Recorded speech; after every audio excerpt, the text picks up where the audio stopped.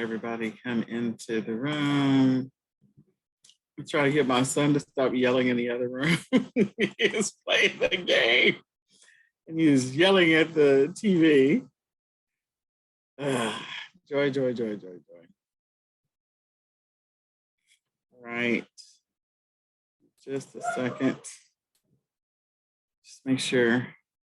There's so much to cover, guys. I'm going to try to fly through today because we're supposed to do a bundle. So let's try to fly through today. We're going to see how fast we can get through this. I don't want to force, fly through it, but just see what we can get done. So give everybody another minute to get in here. I was listening to a video that we recorded last year of our friend Norman, because it came up in my timeline. Norman was our dude, and he passed away last February, and it's just such a big deal and such a challenging situation with losing Norman.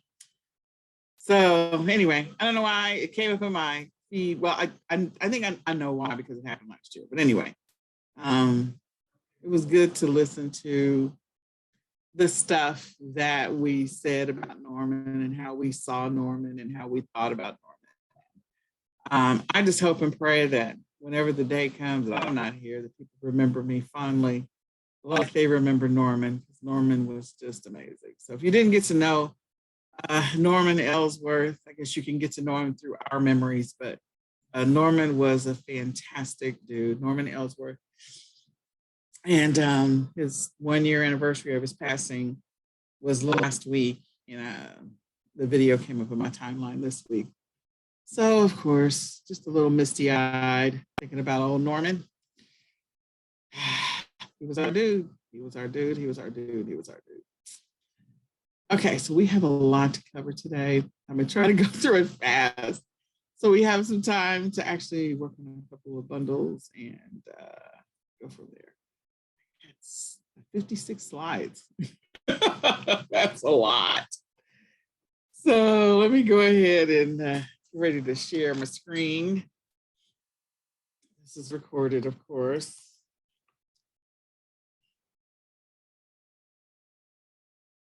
We're going to go through the process. I am glad that you are here.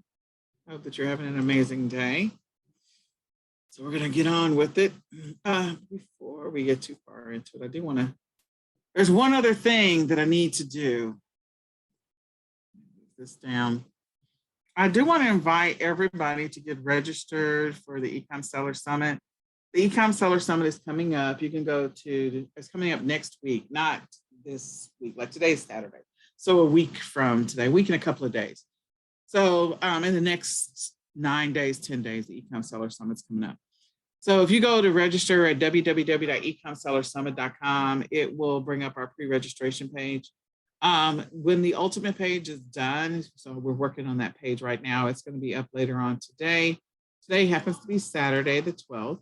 In any case, this summit, we do have some new players, some new speakers that have never spoken in our summit before that I'm looking forward to hearing and seeing. So I'm just going to run through the gamut real quick. We have Jeff Schick, who's our e-commerce attorney, who's going to be talking about all things legal related, especially for those that are new to the journey or existing sellers that just need to make sure that they make the right decisions. Michal Chapnick is going to be talking to us about Walmart, and we're excited about that. Always a great opportunity to sell on Walmart. Then we have Horace Lyons, and there's supposed to be an S on his name. So this page is still being developed, so we'll tweak that. But in any case, Horace Lyons is the working class hustler, and he's going to be talking to us about selling on Amazon, but also some of the other platforms, and using tactical arbitrage is one of his favorite tools. So he has a YouTube channel. I encourage you to go check it out.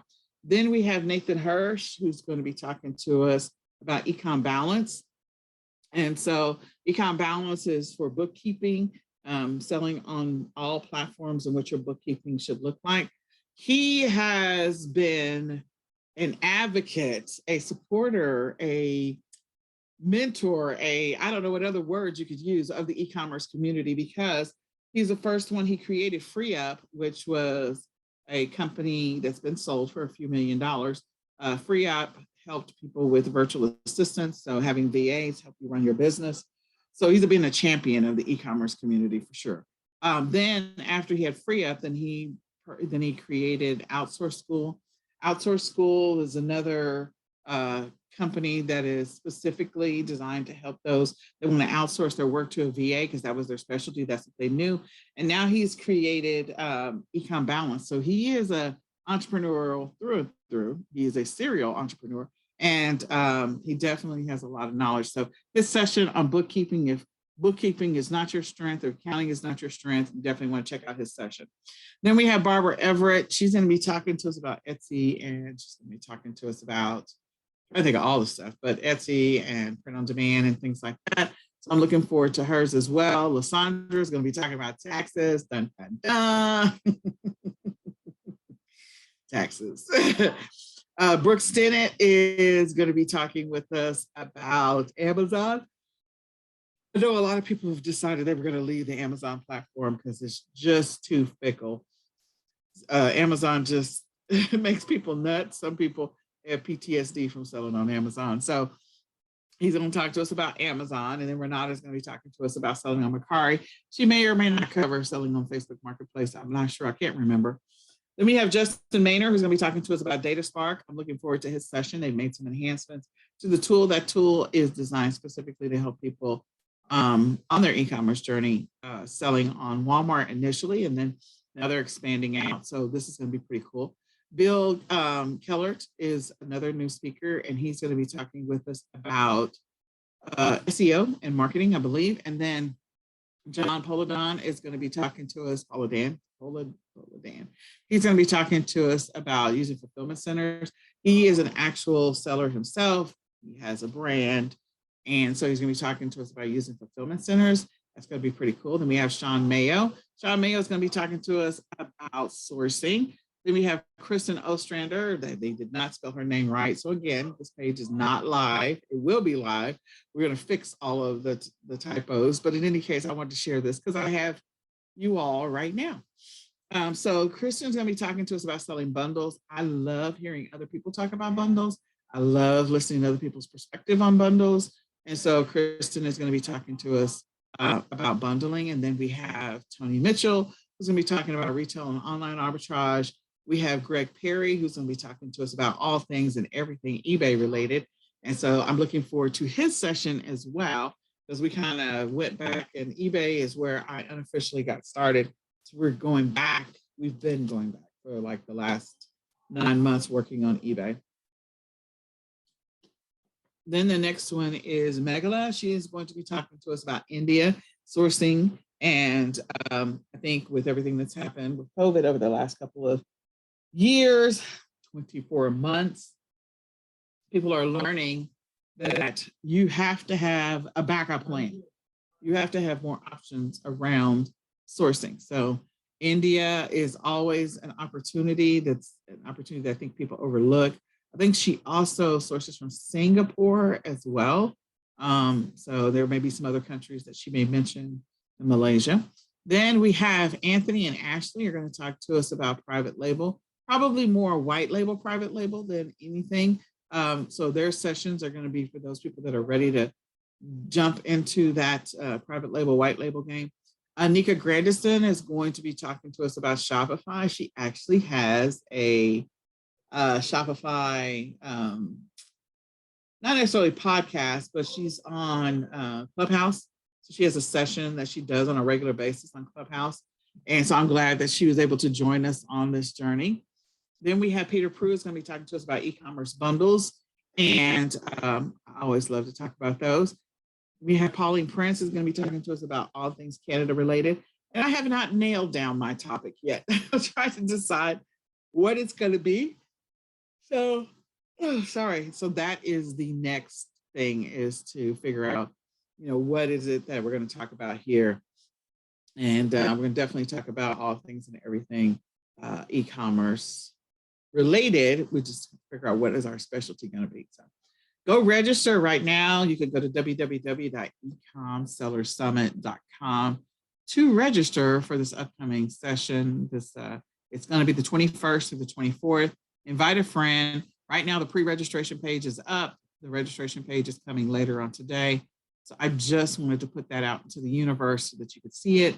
Invite a friend, get registered. This is going to be an awesome summit. We have 22 speakers. We may actually have 2 more jump into the fray. So it may end up being 24 speakers, but again, it's going to be an awesome summit. So, all right, let's get going. Today, we're talking about bundles. We are bundle session 7. The next session after this is session 8. It is our last session of this bundle series. And so in session 8, we're covering that on March the 5th. So we're going to go 2 weeks without a session, and on March the 5th, we're going to come back together and talk about bundles. And I think in the last session, I can't remember what we're covering. We'll make sure that we get it all covered. Today, we're talking about branding, trademarking, diversifying, selling on other channels, social signals, ad campaigns, marketing. The ad campaigns and marketing is going to take a long time. And then the recap. I feel like I need to just do a separate session on recap all by itself because we really didn't officially do a true recap before, but we'll do a recap. We just will not do it today because there's not enough time. As always, there's no guarantees, no promises. Your results are based on your effort, your decisions, and your work. In other words, if you get after it on a regular basis, you will gradually get better at this bundle game, and you will gradually increase your profit margins over time. This is the year to definitely get better at bundling because, again, the cost of goods are going up. So you've got to figure out how to increase your profit margins on the cost of goods. Cost of selling on platforms is going up. Cost of everything is going up. So you've got to figure out how to set yourself apart, and bundles are the way to do that, to increase your profit margin, to make more money in this business. So the first thing is around branding. Why should you brand? There's so many different reasons why you should brand. There's a lot of reasons. But the great thing about branding is, you're setting yourself apart from everyone else, and people will be able to associate you or be able to find your products based off of your brand, the look and feel of your brand, the colors that are associated with your brand, your logo. If you are a person that really has some fantastic ideas around pet supplies, maybe pet dog leashes, which I've used dog leashes over and over and over again. Maybe there's a dog leash that you feel like doesn't exist in the market, or you could take an existing one and improve it. And you want to be known for the brand that creates quality dog leashes. I mean, think about some of the stuff that you buy today when you think of quality products. Like, you may only buy Bounty paper towels because you feel like it's a quality product, and any other brand is just subpar and it's just not that good. So you're looking for the brand recognition, the association with quality. Maybe there is a certain specific type of aluminum foil. You only buy Reynolds Wrap. You don't buy any other generic no-name brand because you feel like this is the best quality aluminum foil. So again, it's about how do you make the customer feel because of the brand? How does the brand, like, what's the brand recognition? What is the brand known for? Think about the commercials that you've seen that's associated with the brand. So if you decide that you are going to create a brand for your bundles, it becomes an asset. It's already an asset, but it becomes an even better asset, a bigger asset, because you could potentially sell it.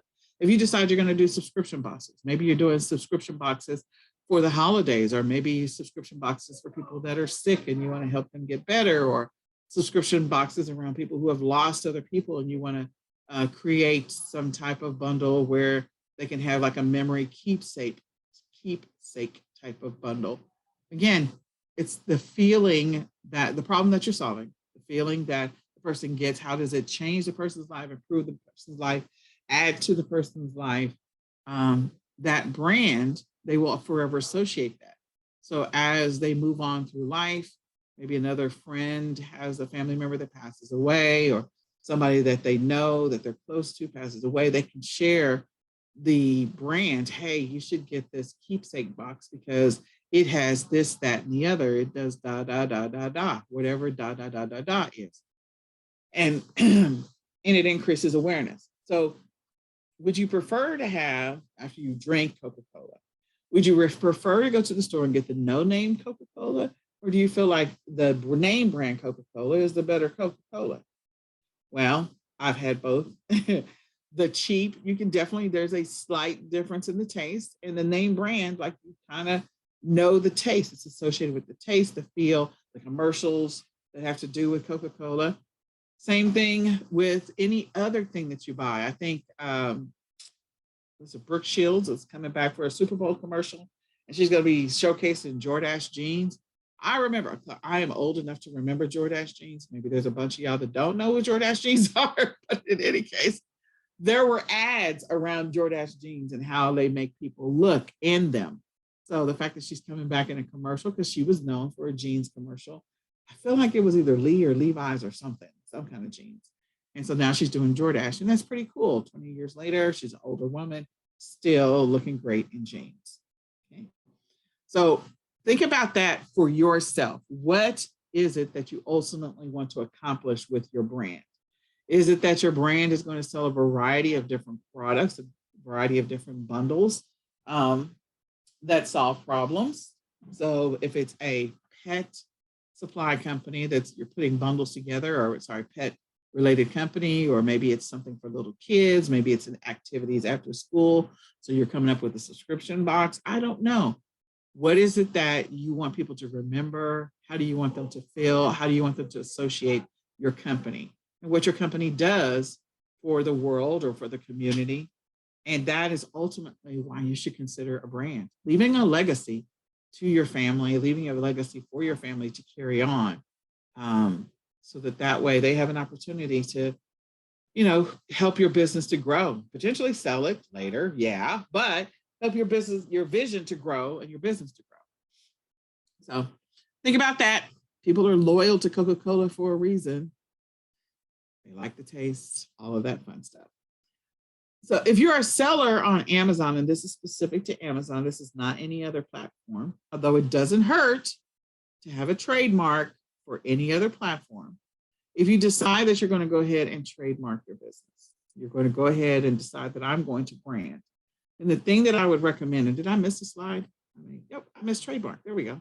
Yes, I did. Sorry, hold on. This is twice. That's brand registry. Okay.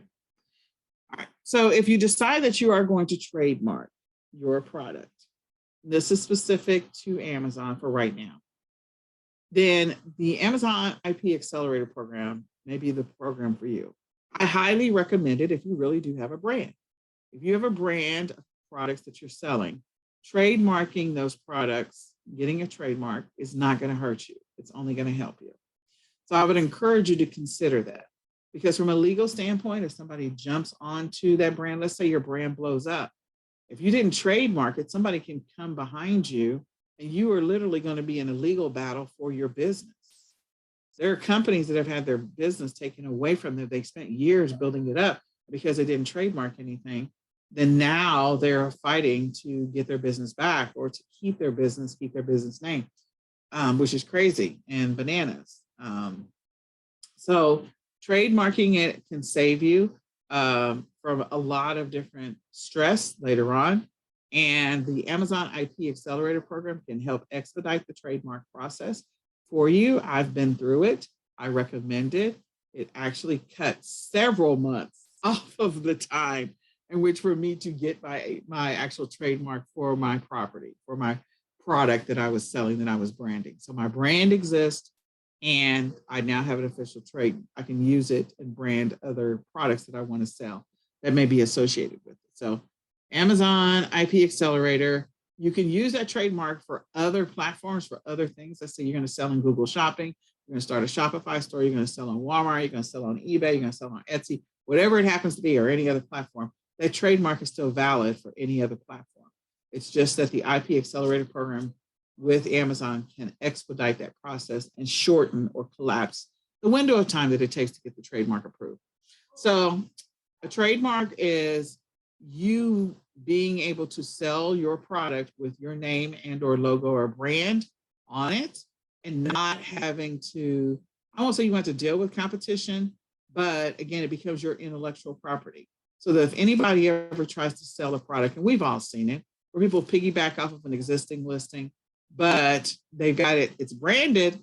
So even though it might be similar to something else that you found maybe on AliExpress, if you jump on that listing and let's say it's, I don't know, Dog Socks USA. So the name of the brand is Dog Socks USA. I just made that up off the top of my head. So not that that's a real thing, because it's not. So Dog Socks USA. So I see a listing and I'm going, oh, I have that product. Maybe I ordered it from AliExpress. Maybe I found it in a Walmart and I think it's the same product. So I decide I'm going to jump on that listing on Amazon. Well, the reality is it's not the same listing, because this is a branded product that is under Dog Socks USA. And my product is not branded. Maybe it's a generic brand, or maybe I just made up a brand to give it a name. So I'm piggybacking or jumping on a listing where it's not valid for me. You need to make sure that if you're going to grow this long-term, bigger picture, that you have this thing branded, that you're ready to rock and roll with it. So go through, do the research to see if the name that you're wanting to use, or the brand that you're wanting to, the name brand that you're wanting to use is already trademarked. If it's not, that's fantastic. You can move on to step 2 of the process. If it is, then you're going to have to rethink your brand name. So do a little bit of research before you jump into the IP Accelerator program. Go check and see what you need to know about branding. I'm going to go ahead and put this in the chat should anybody else jump into this call. So let me go here. I'm going to escape for just a second. I'm going to grab these links.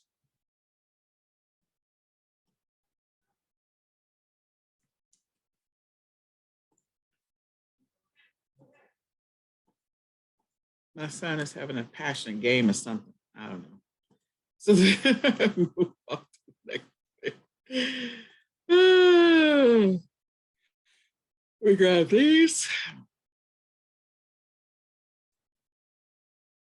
Should put these in the chat. It would be so much easier if I sent these before. So I will tell you, I just feel really bad because all of my team has been busy working on the summit. And so we're trying to get past all of the stuff that's associated with the summit right now. And so I sincerely apologize. There's a lot of stuff that we have to give you. We're going to continue to work on getting those things to you. So here's one link where the HTTPS starts, and then there's another one where the HTTPS starts. So take a look at those links from a brand registry, from a trademark standpoint. Do your research, know what your protect your brand, especially if it's something you plan on growing long term. So once you have applied for the IP Accelerator program and you're approved, then you can register your brand. Once they've submitted your application, I will tell you the application process depends on what you're doing. It could be anywhere from $1,200 to $1,400 or less, depending on what you're doing, to be able to get that trademark going.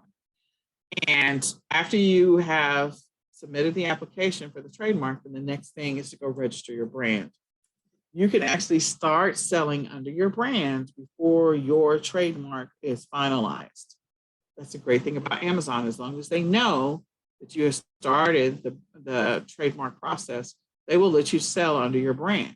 So you can start building out all kinds of product bundles that you want to sell under that brand using brand registry. The other thing about brand registry is that you have the opportunity to sell, you have a whole sales page. So some of the pages that you see inside of Amazon where they've got a whole marketing video, they've got these amazing graphics. They take up half of the page. It's a whole branded page around the different products that they offer. That's what you'll be able to start gradually building because of the fact that you're brand registered now because you went through the trademark. Okay. The other thing you can do is I think with brand registry, well, I know for brand registry, but you can also go through the process of using Amazon Lives. So you might want to cross list the Amazon Live from Amazon onto some other platforms, maybe like YouTube or any other platform that you might be selling on. So you can showcase your products starting from Amazon Live because you have brand registers. So that's pretty cool. Okay.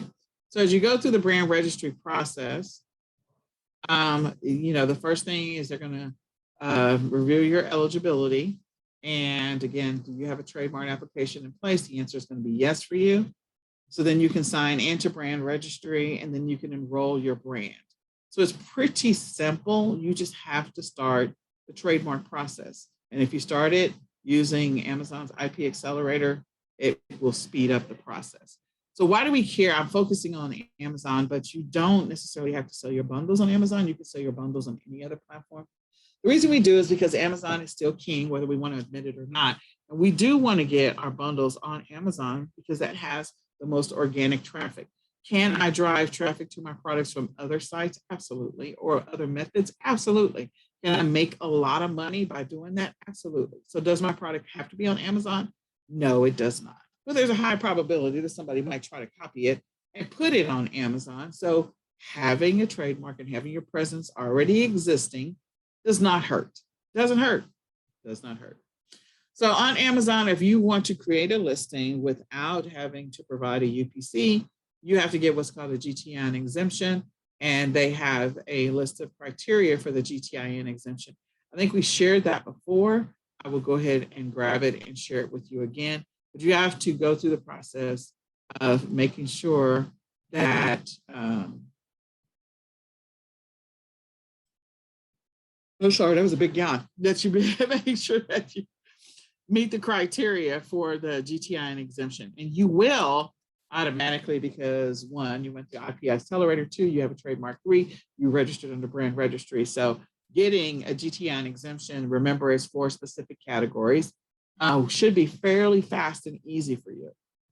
You'll be able to use that over and over again and go through that process. Do I need to go through brand registry just to create a brand that is not trademarked? No, you do not. You just need to make sure that your brand exists. As I previously said in prior sessions, make sure that your brand exists on your packaging and the item itself. It can't be a sticker, it can't be a logo, it has to be made with it. So whatever you have to do to get special packaging done, and there's different websites you can use to have branded packaging, then you want to make sure you do that versus sticking a sticker on something. That is not a true brand. Amazon's going to want pictures in order for you to get the GTIN exemption if you are not going to go through brand registry. Okay, so let me put that in the chat. Okay, so then the next thing is Amazon's bundling policy. The bundling policy, again, specific to Amazon. If you're going to be selling on Amazon, I know we're focusing on that, but again, you can sell your bundles wherever you choose to sell them, as long as you're approved to be able to do that. I don't know what happened there. I'm trying to click and grab. There we go.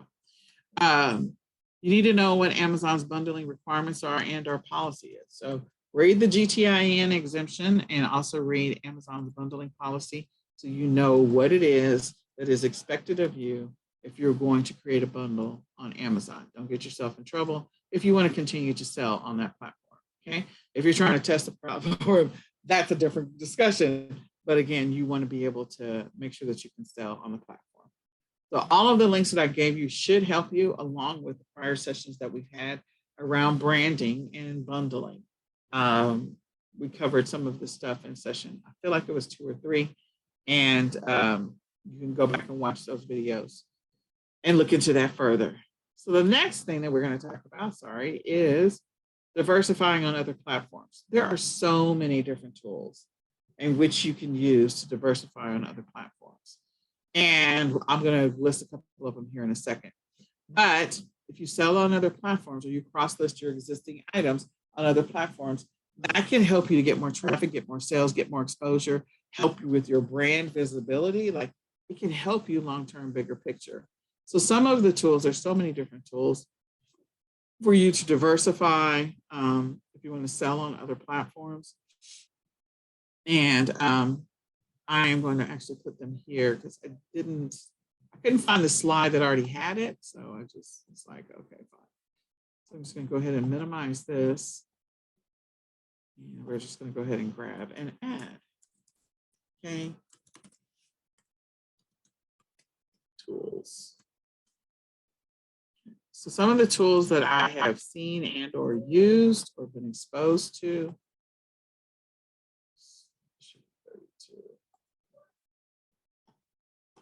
There we go. All right. This is 24. Sorry, I'm doing this on the fly. I couldn't find the slide. I was trying to find it before. So list perfectly and Vendu are two tools that you can use that will cross list on multiple platforms that are not necessarily Amazon and Walmart. Okay. So they will cross list your item perfectly. Perfect. They will cross list your items on those other platforms. That doesn't necessarily mean that they will automatically take the listings down. So you need to have a process in place if you're going to cross list on other platforms so that when an item sells that you don't run into a problem of you've run out of inventory, okay? Cross listing tools, okay? Then there is Listing Mirror and eCom Dash. So Listing Mirror and eCom Dash actually do more.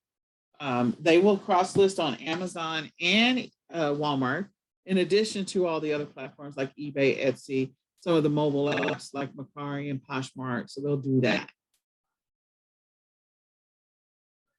So what you want to make sure that you do when it comes to Listing Mirror or eCom Dash is that you use some of the other features that they have. They have inventory management tools. They can give you statistical data. They will bring the listing down.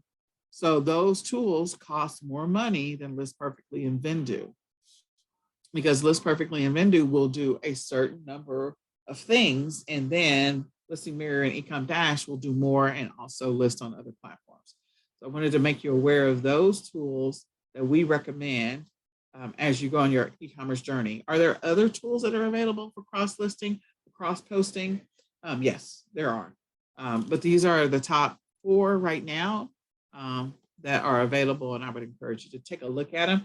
Do your own research, figure out which one you think is going to work for you based on your business. Before you acquire any tool, make sure you're into profit. Make sure you are profitable. If you are not profitable, don't go buy or invest in tools when you're not profitable, okay? It doesn't make any sense, and it's going to cost you more money. It will not make you money. All right, so some of the platforms that you can diversify and sell on, there's so many. And I mentioned several before, but again, cross-listing over to like Google Shopping or Bonanza or Pinterest, maybe some that you hadn't heard of. There's other ones, like if you go to the List Perfectly and Vendu site, there's like Grailed, and I cannot remember them all, Depop, and I won't remember them all. But again, if it makes sense, if that platform makes sense to cross-list your item, then go sell it over there. If it doesn't make sense, don't go list your thing over there. So if you happen to be wanting to sell on Poshmark, you have to know what are some of the common things that are sold on Poshmark. If you're selling a tool set that is a bundle, it may not make sense to sell it on Poshmark, okay? Unless you're already seeing tool sets, bundles, tool sets, probably not the right platform for that. Maybe Mercari is a better platform. So keep that in mind as you're doing your research and deciding where you're going to cross-list these amazing bundles that you're going to be creating. Okay? So social signals, what are they and why do they matter? Social signals, again, it's cross-listing your item or onto other social media platforms. Before, when we were talking about branding, I suggested that you go ahead and get all the social media assets for the platforms in which you happen to be selling on. So, sorry, that for all of the social media platforms. And then you can use that to create backlinks to go back to your original listing. So giving you more exposure, giving you more traction, giving you more traffic because of the fact that your item is listed and shared out to Facebook or Instagram or Twitter, and it goes back to the original listing. If the original listing is on Amazon or Twitter, or maybe you have a Shopify store, go for it. But I would encourage you to make sure that you are cross-listing your items to social media, so social media posting, social signals, and that you also look into cross-listing on other platforms. Just make sure you have an administrative process in place for that. And anytime that you're sharing or listing on social media, also make sure you include hashtags. So 5 to 10 hashtags for your listing. so you can drive more organic traffic to your listing. Another way to get more traffic to your listing is using Pingler or Ping Farm. You would copy the URL for the thing that you are selling. So if you have multiple things that you're selling, go get the distinct URL for that particular item that's going to drive traffic directly to your listing, and push it into Pingler and Ping Farm and hit submit at the bottom or mass ping. And it's going to create more backlinks to your item so that you can, again, get more sales. I would encourage you to do this whole Pingler Ping Farm thing and the social signals process. I would encourage you to do it immediately following the creation of the listing. Waiting a week, 2 weeks, several days later is not going to get you the same traffic that you would have gotten if you did it immediately following the creation of the listing. Why is that? It's because these spiders that are crawling across the internet are indexing new things that they have come across. So they're indexing those new things and saying, hey, this thing is of great importance, or it is okay, and here's the category or classification that it gets. When you create a new listing and then you share that listing across multiple sales platforms using List Perfectly or Vendu, then you turn around, same, like within minutes, you go cross-listed or the link over on social media, Facebook, Instagram, Twitter. So now I've got some more backlinks. And then you do a mass ping immediately following that. Like, all of that is going to help you to increase organic traffic to your listing. The internet by default is going to start showing that listing a little bit more because it's got all this stuff that just happened to it within a short period of time. So try to do that within the first 5 to 10 minutes of creating the listing. Do all of those steps, which is, again, once you create it, you save it for whatever platform. When you want to use whatever cross-listing tool to push it out to other platforms when it's fresh and new. And then you also want to create backlinks for it by pushing that URL through Pingler or Ping Farm. And then again, that's going to get you some more organic traffic. So try to do that. All right, promotions. Before I go on, any questions before we go into promotional stuff? I will unmute, allow to talk. What questions before we get into ads?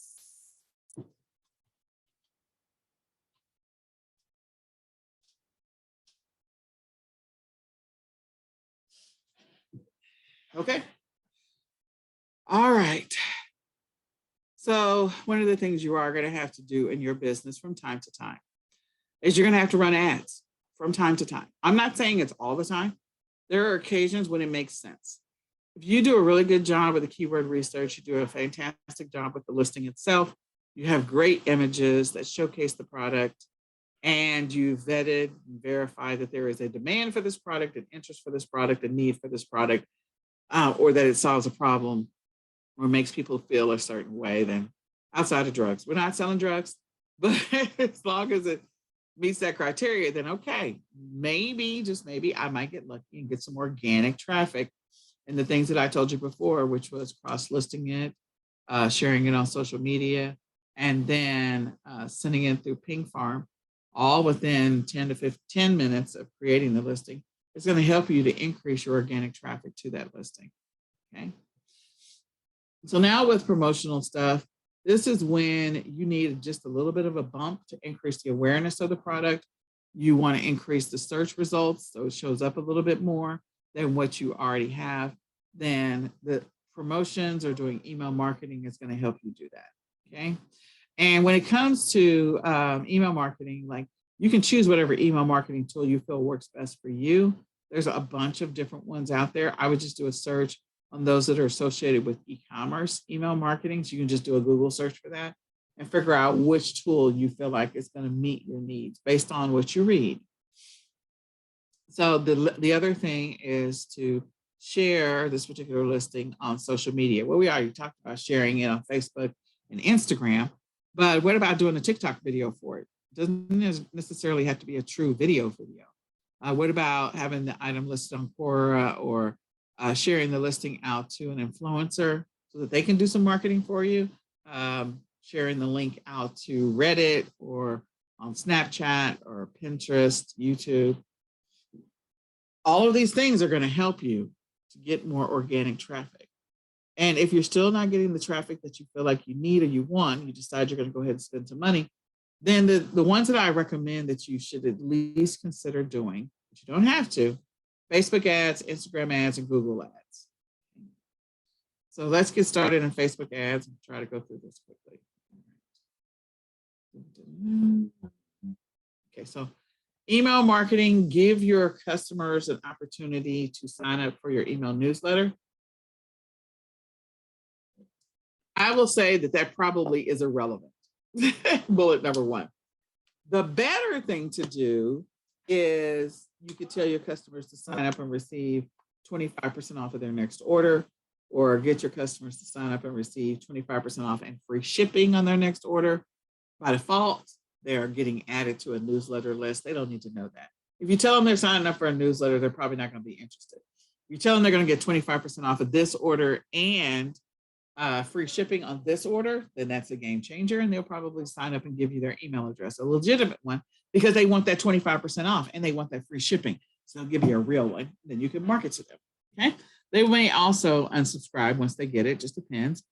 So in their experience, again, talking about the customer experience, you want to make sure they have an amazing experience when they receive your package. So we're starting with the email, getting the email somehow.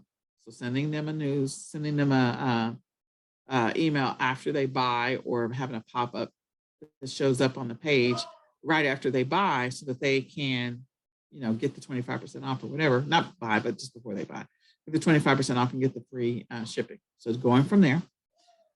Then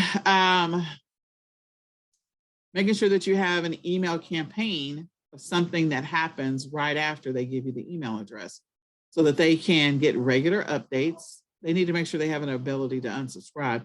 They can get regular updates from you. Maybe there are new bundles that you're creating for Easter. Maybe you're creating new bundles for whatever it is you happen to be selling, pet supplies or baby stuff. So, on your newsletter, hey, we got this new dog treat that we wanted you to know. It's in our XYZ package, and we're going to give you 10% off if you want to check it out. That will be in the newsletter that they get from you every single week. So put together whatever the newsletter tool you're going to use is. There's a few of them out there. Popular ones are Active Campaign or Klaviyo or Sendinblue. I've seen so many different ones. But pick a email newsletter marketing tool that you feel like is going to work for you. We'll come back with a list next week to give you some suggestions, because we have a list on our Shopify list, but I didn't bring it over here. So I just need to make sure I bring it over here. When they sign up or when they get that 25% off, make sure you send them a welcome email. We already talked about announcements for new tools. If you have your own store, like a Shopify store, and they abandon the cart, send them an email there. Send them a link to your store. Definitely send them a link to your store as you get closer to like any major holiday. So send them a link to your store like 3 weeks or 4 weeks before Mother's Day, giving them the opportunity to search your site for Mother's Day deals and to buy it and receive it in time for Mother's Day. If you send it to them on Mother's Day, that's a little late. You want them to buy from you. So you can send them something on Mother's Day. Maybe you can say, here, give this to your mother for 25% off of anything she wants to buy. So there's nothing wrong with that, but also make sure you're sending stuff in advance. So we have St. Patty's Day coming up, President's Day, Valentine's Day. I'm trying to think of all of them. You have all these other major events. The Super Bowl is coming up. So maybe you offer a Super Bowl deal. You can always offer a deal based off of a major something that's coming up. First day of spring sale, you can have a deal for that. Final Four sale, you could have a deal for that. World Series, you could have a deal for that. Like you can have a deal for anything. The NBA playoffs, you can have a deal for that. Like you literally anything under the sun. Last day of school sale, you could have a deal for that. So send them deals for any of your bundles, your amazing bundles that you're looking to, promote, sell, showcase, whatever they happen to be. So we'll get you a list and make sure that the email that they receive has your look and feel of your website. If you have a website, if you don't have a website, but you've done branding, then make sure that it has the look and feel of your branding. Your logo should be on there. Okay. All right. So Facebook, there's so much to say about Facebook. Facebook will allow you to target a specific audience. So when you're going through product vetting, that was one of the things that we did. We looked at a whole bunch of different things, and one of them was Facebook groups.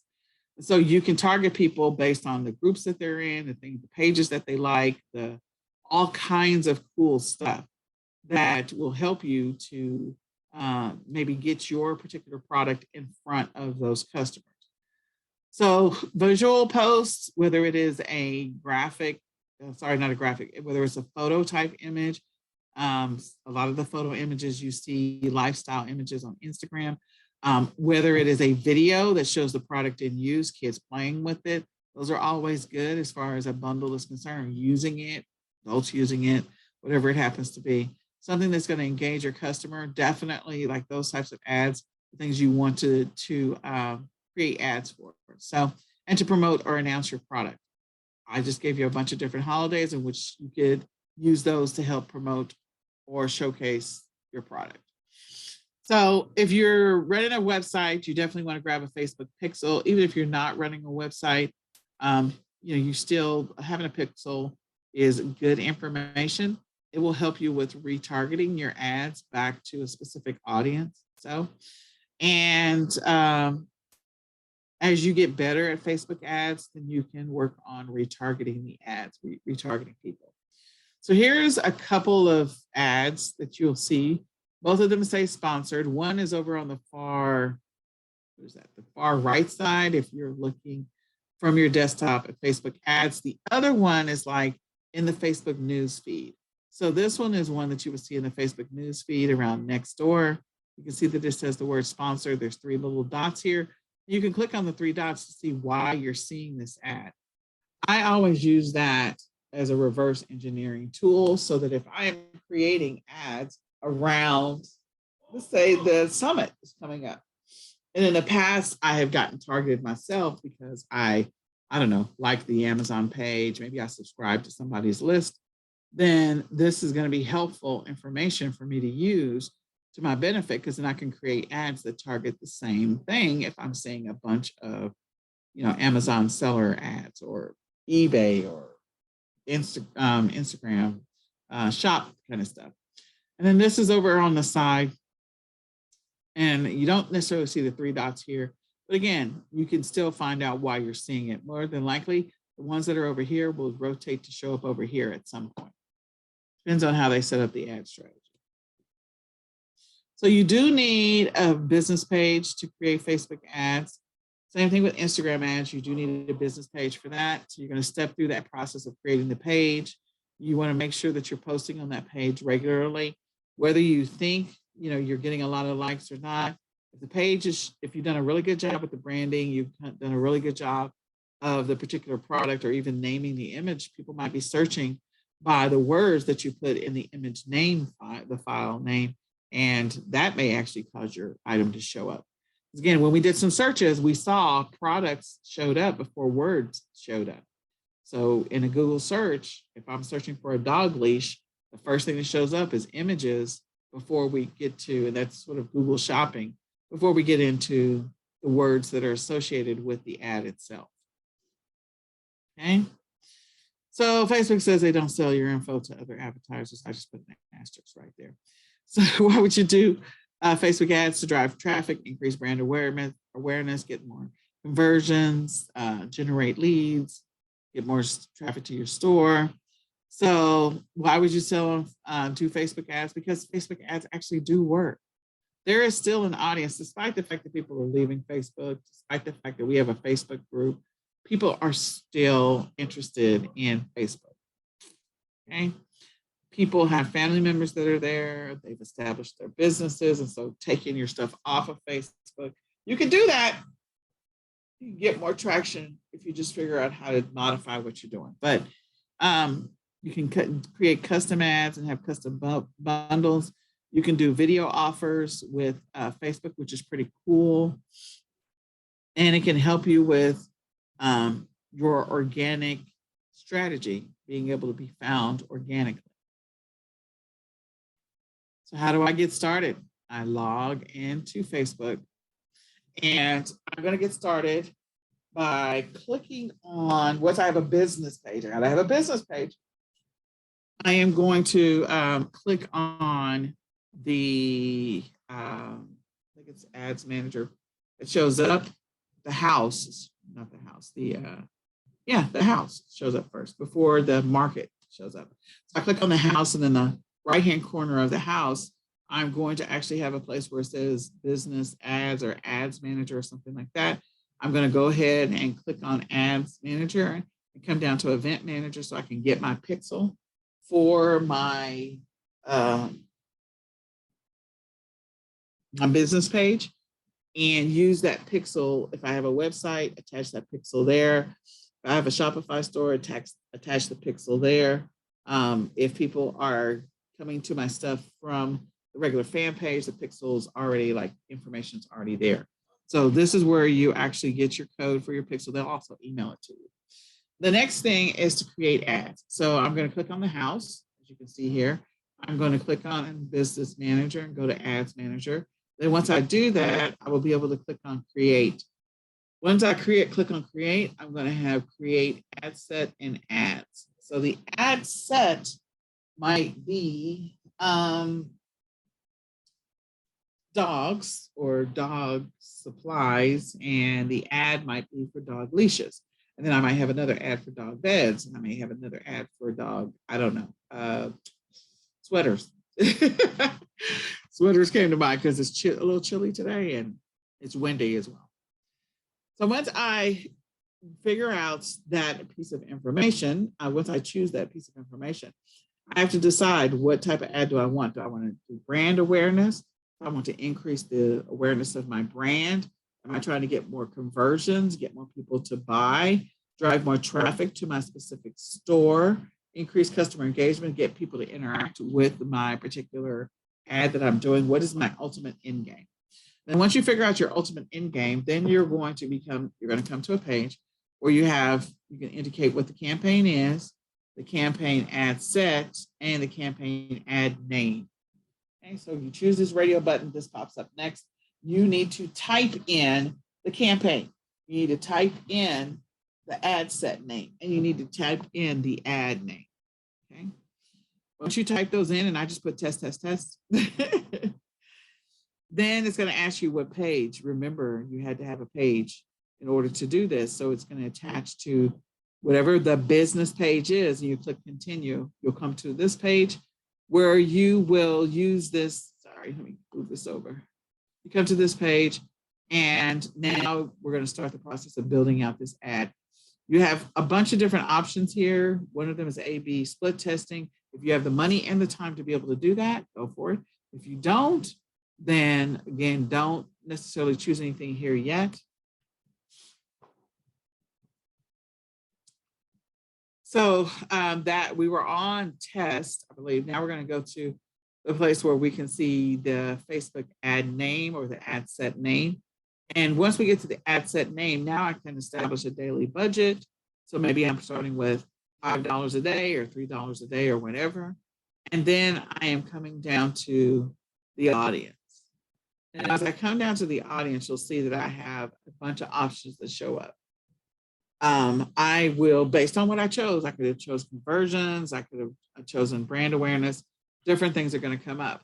I can type in, what do I want to know or want the process to figure out based on what I type in here for the audience.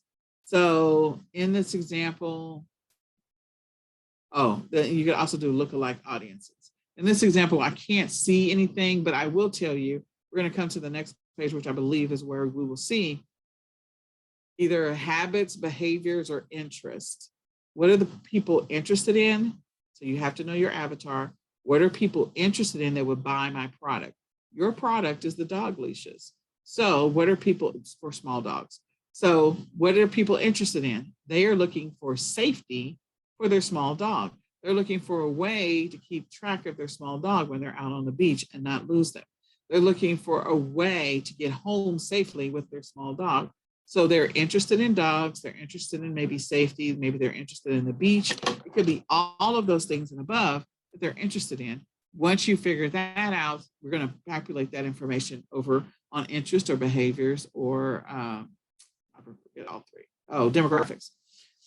So let me go back to this. You'll see here, this is where we are going through the process. This is if you want to create a custom audience. If I'm not creating a custom audience, I'm doing a lookalike audience. So here we had lookalike over here, custom audience over here. What do I need to know about my audience? Again, you have to know your avatar in order for you to effectively market to them. Once you start selecting some of that, you will see under the initial information that you selected, you have now the opportunity to choose demographics based on search criteria based on the demographic, which is whether or not they're male or female. Maybe they're a certain age group. Maybe they are, maybe they work from home versus work in the office. Their interests, what are they interested in? And then their behaviors. So behaviors, in most cases, is going to pay you the most money. When you select the right behaviors, that means that may be the audience that's going to get more traffic and more sales to your listing. I'm going to give you an example. If you search for a behavior of buyers, like these people are online buyers, e-commerce buyers. Well, if they are buyers, that's the behavior. They buy stuff online. There's a high probability if you put your product in front of them and it's a match for them, that they will buy it because they already have a history of buying online. So that's why your behaviors matters the most. Demographics and interests do matter, but behaviors matters the most. So what is their behavior? Their behavior may be, their interest is maybe they follow, I don't know, Gary Vee, or they follow, if they love home interiors. I'm trying to think of a home interiors person. So they're interested in this person, or they're interested in home interiors, or they're interested in whatever. That's great. Are they buyers? Are they not buyers? If they're buyers, I'm interested. If they're not buyers, I do not want to spend any money on ads if they're not buyers. Okay. So as you go through here, the insights that you get information from Facebook audiences is that you will be able to see some data around what is happening with your ad. How many people viewed it? What did they do with it? Where do they live? What's the language that they speak? All of this stuff, you'll be able to get some data after you create this ad. Before you create this ad, you'll be able to see the audience insights for it. Like, this is what we believe about these people. And then after about a week of running the ad, then you're going to get some more detailed information around, okay, the people that click on this are female between the age of this and this.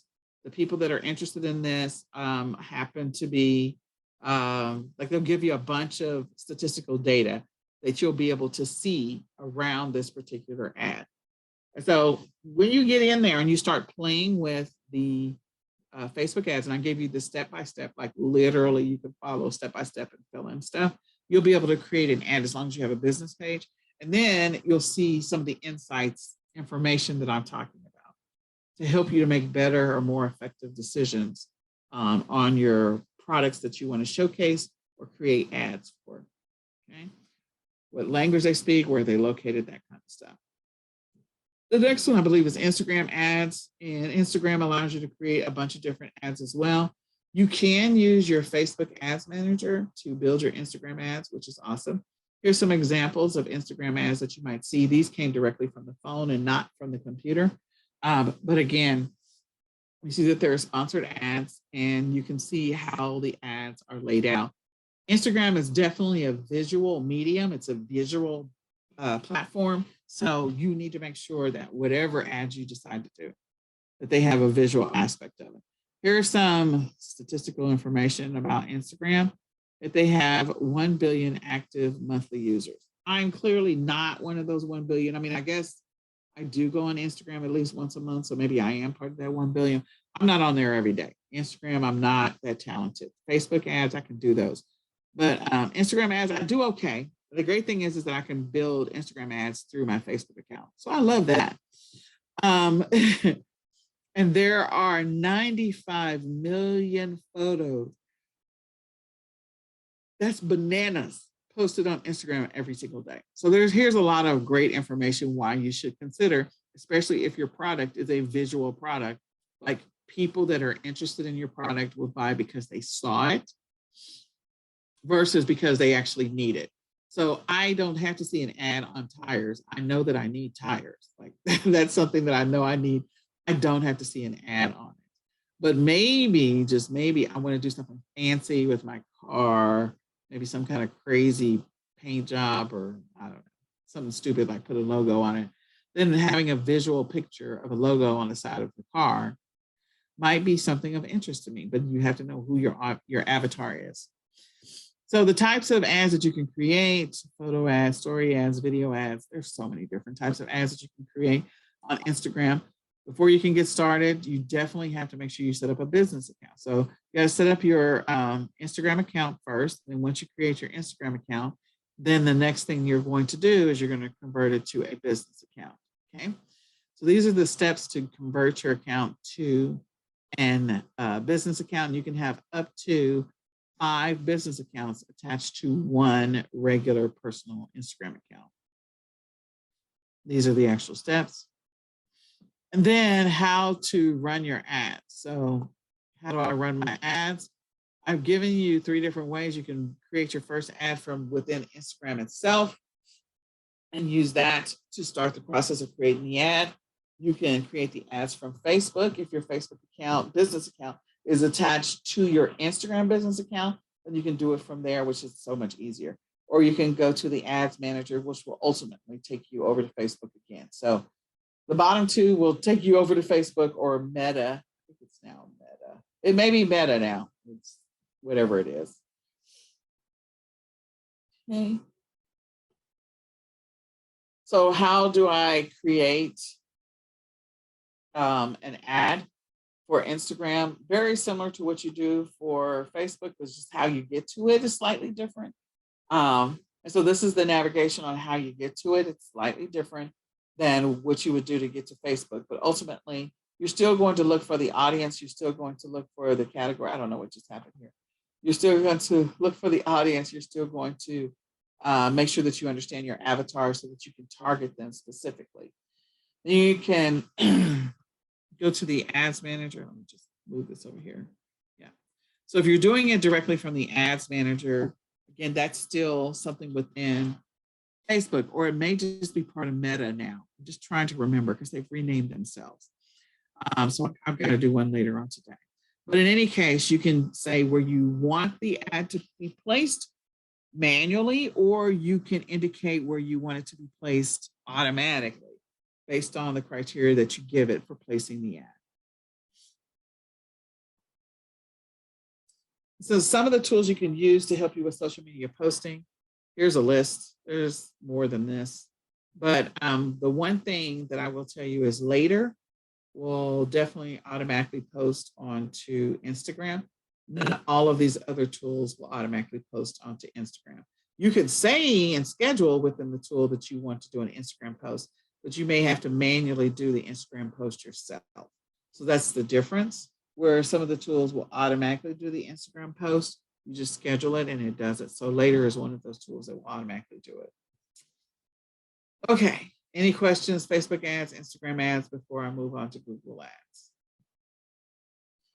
You can type them in the chat, or you can unmute yourself. Okay, Google ads, moving on. So the thing that you need to know before you get ready to create Google ads or Bing ads, because you're going to go through the same steps to create Bing ads, I would just encourage you to have a smaller budget for your Bing ads. And then for your, you still need to have a budget for whether it's Facebook or Instagram ads, but just a smaller one for your Bing ads, because you're not going to spend as much money over on Bing than you would on Google. And Google ads, when you create Google ads, you can create them for Google and YouTube at the same time versus creating them separately. So your call ultimately at the end of the day. But before you get started on creating any ads, whether it's Facebook, Instagram, Google, or Bing, you need to make sure you know the audience. You need to make sure you know the keywords that they're using to particularly find this product and or potentially find your page. If you're choosing the conversion of brand awareness, the keywords may or may not be relevant, but what are the products that you're selling under that brand? So that's the thing. You need to make sure you have your keywords ready to go. And then once you have your keywords ready to go, and if you have not signed up for Keywords Everywhere, I want to encourage you to do that. Keywords Everywhere. You can get a $10 account, and it's called Keywords Everywhere. Okay. All right. My son just walked in here. In any case, he has been so patient today, so I apologize. He wants to go right now. Okay, so have your keywords ready. Know who your audience is, your target audience is. Know what the avatar is for that target audience. And then we can go from there. I'm sorry, I am pouring cereal. It's not coming out fast. All right, here you go, buddy.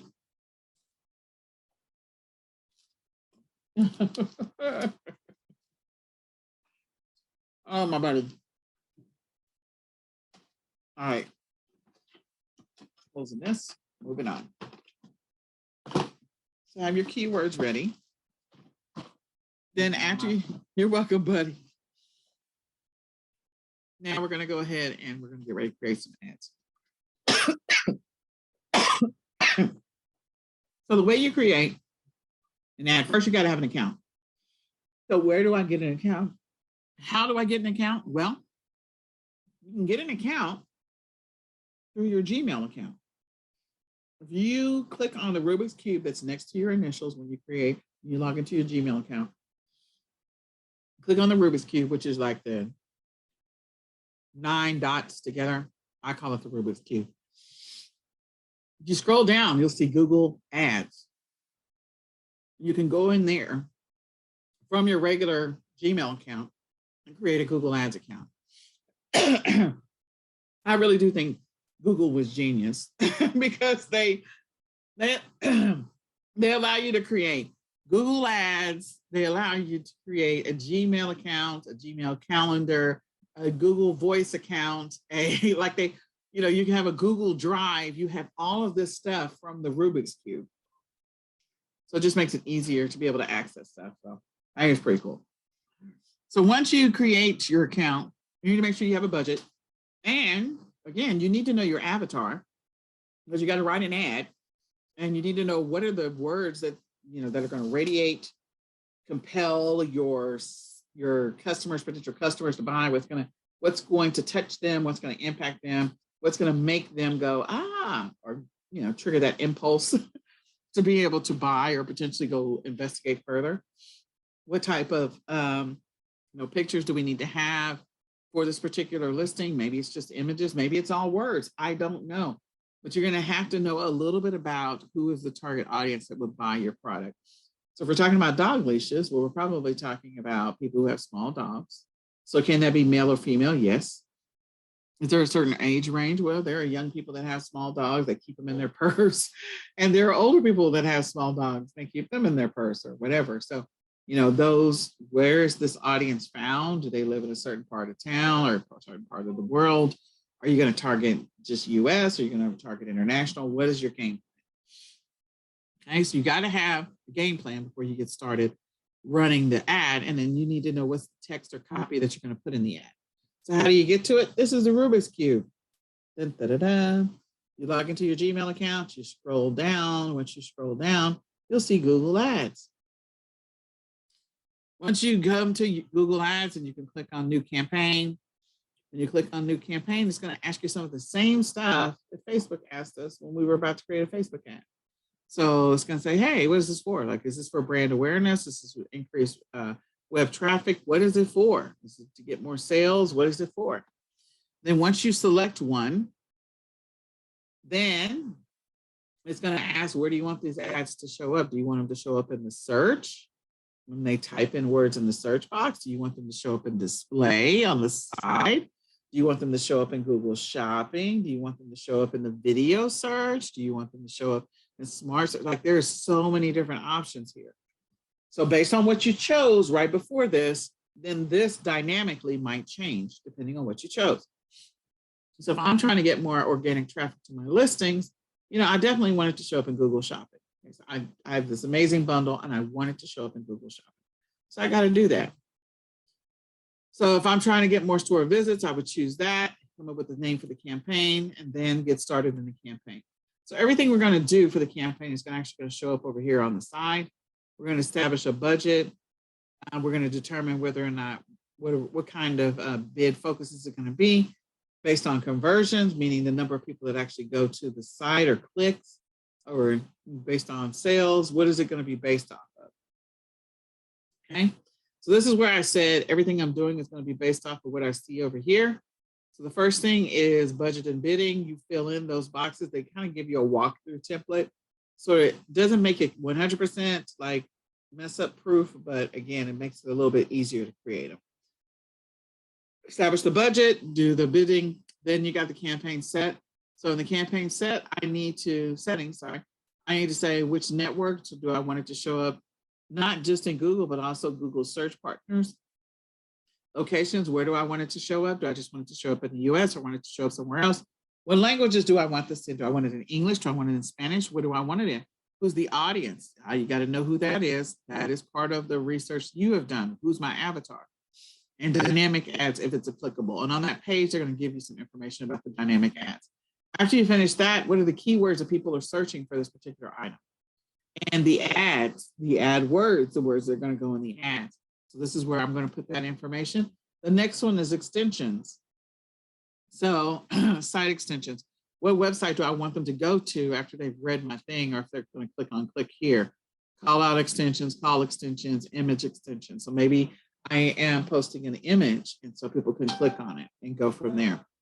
Then you're going to review the ad. And once you review the ad, you should be ready to go. So once you review the ad, then you can go ahead and start the ad. You can stop it at any time as well. That's a great thing about Google Ads. So why do we create ads? Well, we want to scale this bundle. If we're going to create a brand, if we want to increase awareness, if we want to get more traction, it does not hurt to build a campaign that's going to help us to grow this business. So that's why you would create ads. And so you need an ad strategy that's going to help you to scale your business, help you to get more traction and sell on other platforms or get more visibility in other places. Maybe your ad strategy includes Google Shopping. I would definitely make sure that that was part of your strategy, that it's a strategy that uses the keywords wisely. So you got to know what your keywords are. What is the use? What is the intent? What is the search? What are the words that people are using for any of those three? Optimize targeting. So you're going to revisit your Google Ads. It's not a set it and forget it. It is a set it, let it run for a day or two, tweak it, let it run for a day or two, tweak it, let it run for a day or two, tweak it, and then come back and regularly monitor it. The reason you want to come back and regularly monitor it, because there are tools out there that if you have competition, they will literally use a tool to cause your item, especially if you're doing a pay-per-click kind of ad, pay for every single one of the clicks, that they will use a tool to send a bunch of clicks to your listing just so they can get you out of the search pool. So you're getting a bunch of empty clicks with nothing happening, then you may want to change up your ad strategy. So that's the reason why you don't set it and forget it. You actually need to come back and look at it. You want a strategy that's going to utilize your budget to the best versus just burn through the money. So if you have an ad strategy where it's like, oh my gosh, I started it, it got approved by Google or it got approved by Facebook, and then all of the money is used up within the first 10 minutes of it going live, I'm like, well, it probably was not the correct way to set up that, that ad. Probably should have not chosen that particular method. I should have chosen something else. And then, of course, you want to create ads so you can increase conversions or boost your conversions and track what's happening in your business. So I encourage you to go back, Facebook ads, Instagram ads, Google ads, even Bing ads. Take advantage of using those tools to help you in your business. I'm going to open it up for questions. I go and look for some products that we're going to potentially be selling. So you can unmute yourself. You can ask whatever question you want. Put it out into the universe. Ask your questions. My son brought this box of cereal in here, and that was probably the worst thing he could have done.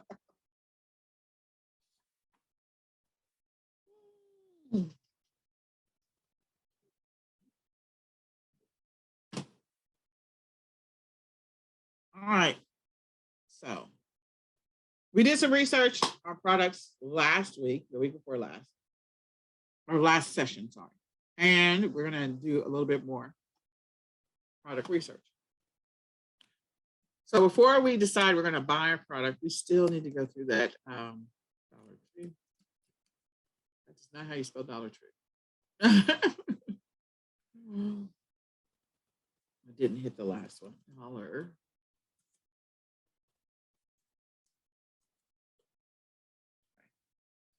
Before we decide to buy some products, we're going to go through and do some research, and we're going to make sure that we have validated what it is that we potentially want to sell or create a bundle for. So I'm coming to the Dollar Tree because I knew, actually I hadn't gone to the Dollar Tree like in a while, since I think 2 weeks ago, 3 weeks ago. I wanted to see what they had listed. So at the time that we came and looked at the Dollar Tree a couple of weeks ago, of course, Valentine's Day was not, sorry, Easter was not here. Easter is here now. And they have the whole shop online now. Oh, look at that. Okay. So we have shop online now for Easter. And we see some Easter eggs. 5 below.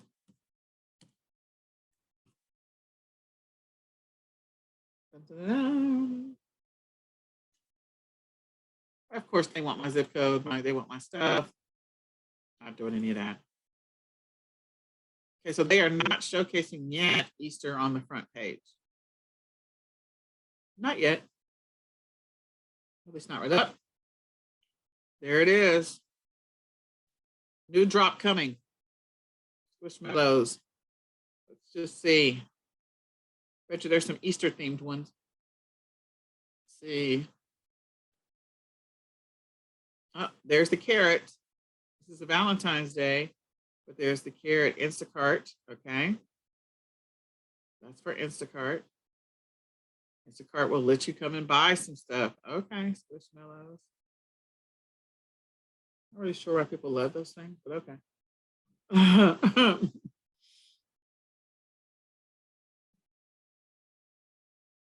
Right, so fitness is still a thing, definitely. And I don't see, let me just see if there's anything else that shows up. Nope. Okay. I'm gonna go ahead and type in Easter. Let's see what we find. Oh my God, look at that.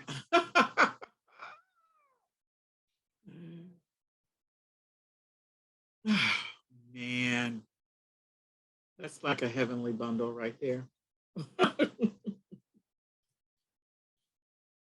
A heavenly bundle.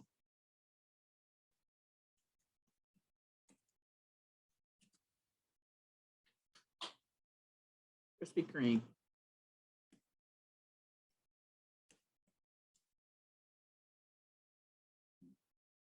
What was it? Krispy Kreme donut. Jelly beans. There we go.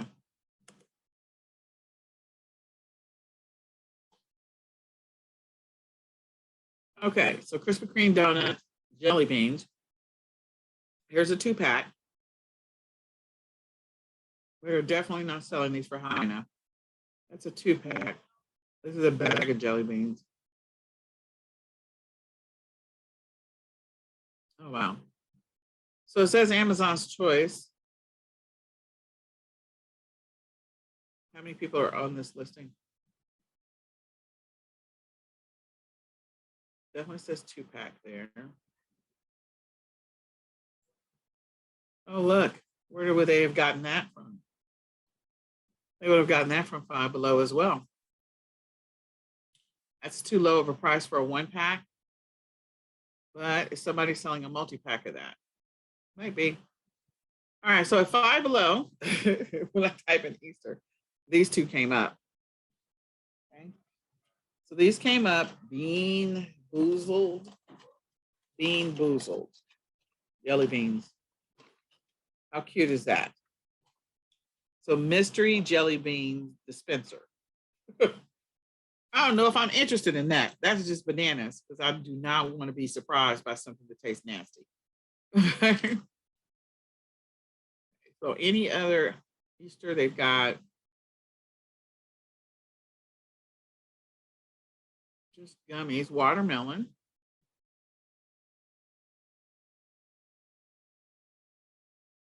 jelly bean. Oh, okay, so this is the first real Easter thing that I'm seeing. It's a coloring book activity. And then we've got the baskets. And they've got the SpongeBob SquarePants patties. Okay, very interesting. They've got the eggs, the grass. They've got the big Super Mario.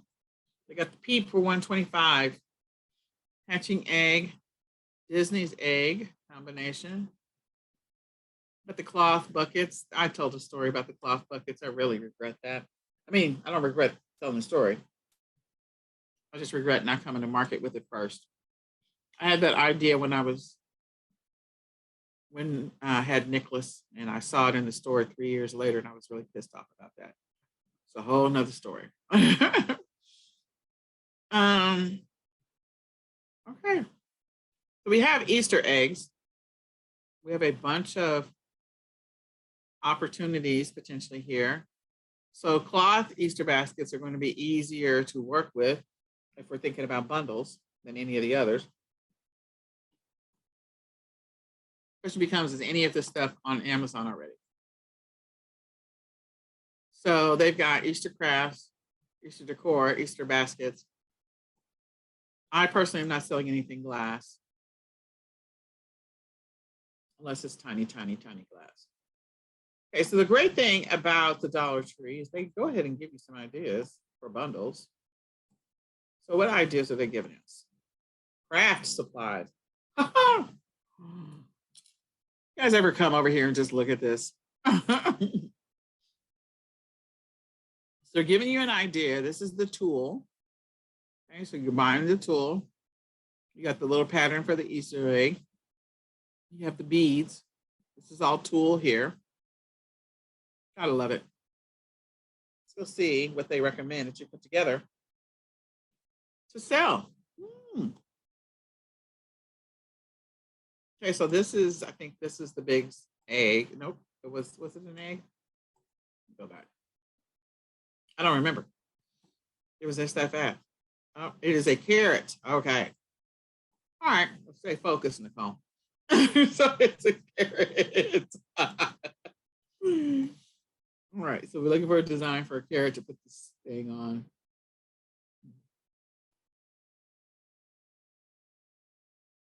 Okay, so I don't see immediately. I don't see a carrot for a background, but that doesn't mean it doesn't. Oh, I spoke too soon. I spoke too soon. This might be it. Let's go back.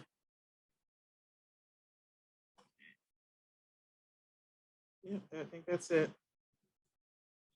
Okay, so I think this is our guy. Maybe. Okay. So we found a carrot, orange tool, green tool, this little thing. This is, the little little things of carrots here, little tiny eggs here, little box that I can write some words on. So let's see if we can find the boxes and stuff like that. The beads are here. Each item 25, 125 or less. So here's your tool. Okay. Decorative tool. Here's your carrot.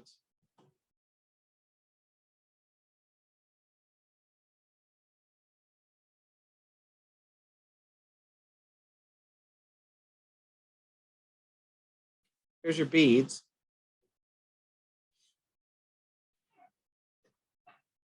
All right, so each thing is into $1.25. We already know that, right? I think we do. Yep. So, what's our money?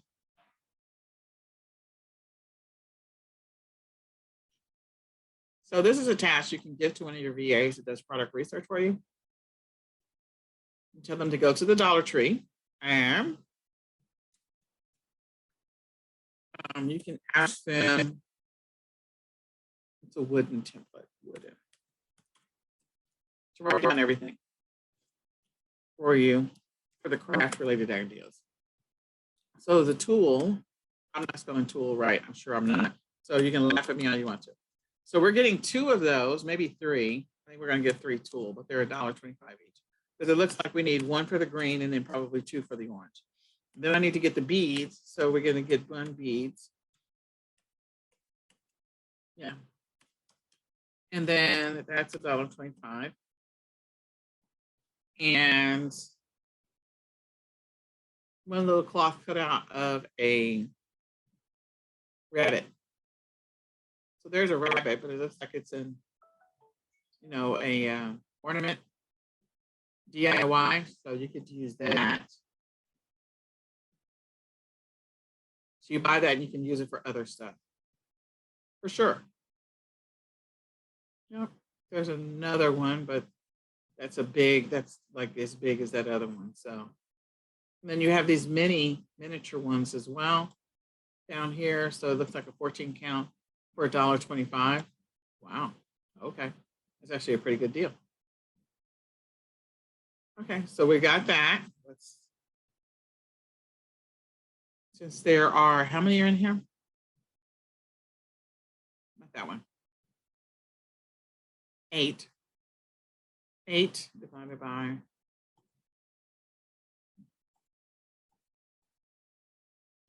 8. So 15 cents, maybe 16. We'll round it up because there's a 6. So the rabbit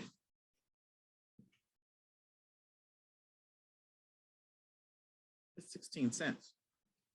Could I paint that rabbit? Yeah. To wrap it up in cloth, I don't know what the cost is. You got some extra cloth around the house that you can wrap them up in?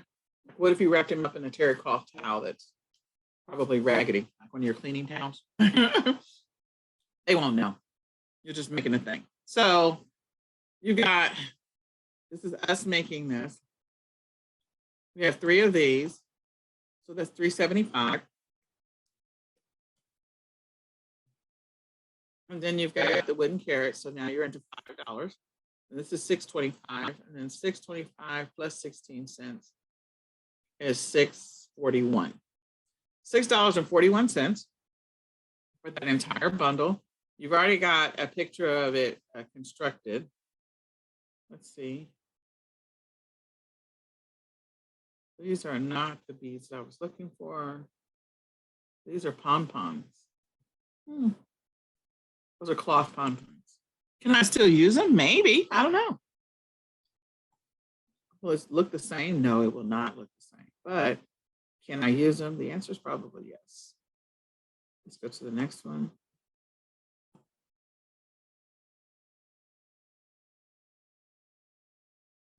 Okay, so if you can find some beads, you probably find them at the Dollar Tree. Probably type in orange beads to be able to find them. But Dollar Tree just gave you an idea, an inspiration of something that people will potentially be buying.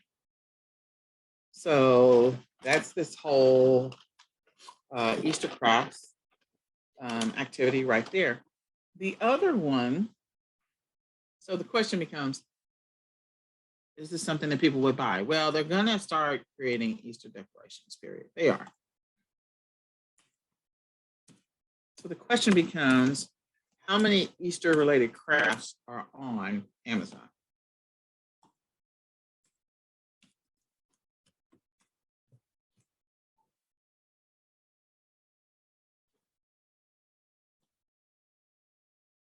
That is so cute. That is so cute. Probably get all of that from the Dollar Tree. Okay, so a lot of this stuff, they're showing some of the eggs. Did we see some of these eggs? 30-piece wooden hanging ornaments. Okay, 30-piece. Could you find that? probably something similar to it. You've got, I wanted to come down to these too, because you got the twine and other things that you can make homemade. So you have a bunch of different opportunities here in the Easter world. And the other thing is that you can order the Easter stuff now. Look at that, a Peeps sweet wreath. That's cute. Somebody's gonna make that. I don't know who. Somebody is.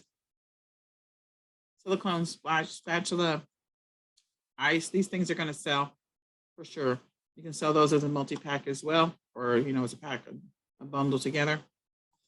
But let's go back. Let's not get ahead of ourselves, shall we? Let's see. This one said 14 pieces. 14 pieces for $1.25. These are little eggs. This one, this is a big singular one, so I think I gave it a rating of 1. Okay. This one is not. This is 8. So 8, if I buy 4 of those, 8 times 4 is 32. Can I get close to this? Yes. So what's the other thing that I need to do? Buy the entire 4-pack, okay? Buy all 4. And then what is this, markers? They already give you the rope. They already give you the rope, guys. They already give you the rope, okay? They give you the rope. So they give you the rope. You've already got that. So it's a matter of mimicking this without the cutout holes. So I think this is markers. Just make sure that this is markers. And it is. So can I buy some markers? Yes, it's just markers. Oh my gosh, can I mimic this particular thing? Absolutely. So if I buy this, all 4, that's $5. And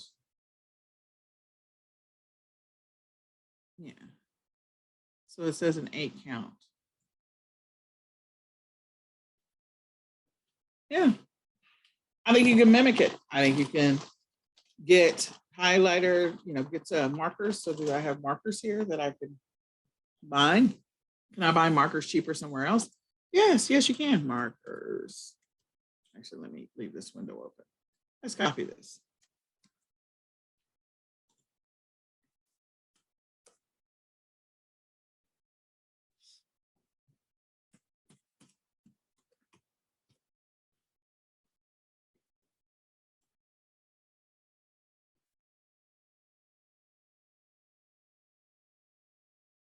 So you can get your markers if you wanted to directly from the Dollar Tree. That's another pack. Sew that together. Oh, those are cute. So that is a way that you can solve this problem of creating a bundle that is in some ways similar to a cross bundle that's already on Amazon. So what is this thing already selling for? You could lay it out so that you can showcase each one of the designs. So they got them stacked behind. So you can lay it out. And then once you lay it out, maybe have your kids fill in a couple of the colors, show the pencil, take the picture. You're done, superimpose it into a picture somewhere. These are clearly superimposed. These are not really attached to this tree. Just so you know, they're not attached to the tree at all. Okay. They are superimposed into that image. Okay. So I am going to say,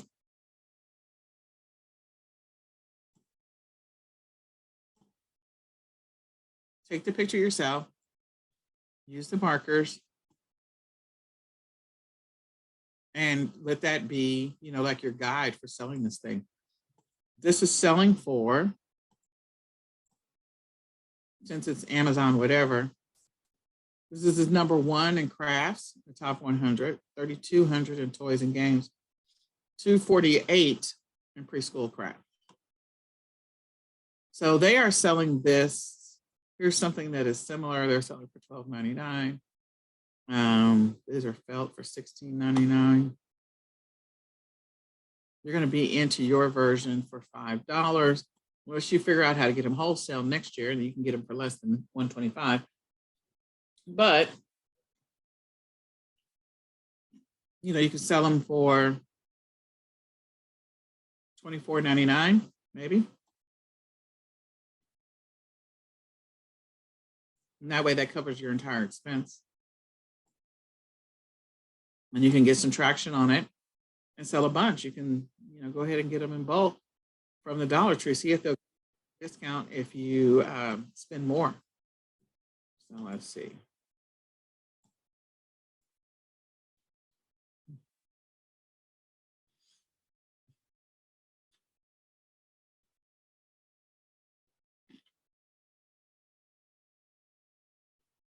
No, the price does not go down if you buy more. Wow. So you can go see if you can find them on another website for less than this. You might be able to.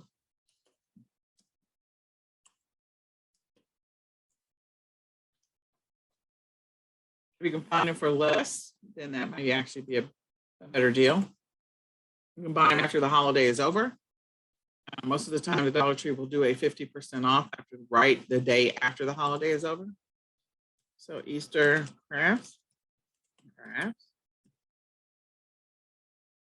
Easter crafts.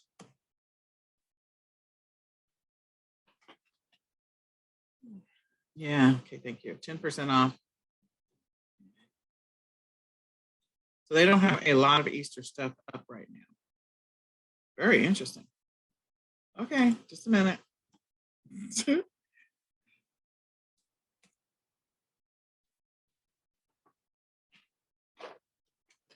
So they do have a handful of Easter items.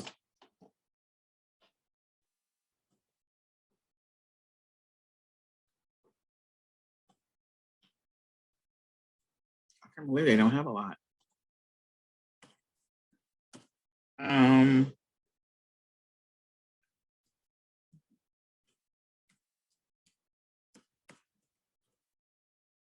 Oh, this is not how you spell Party City.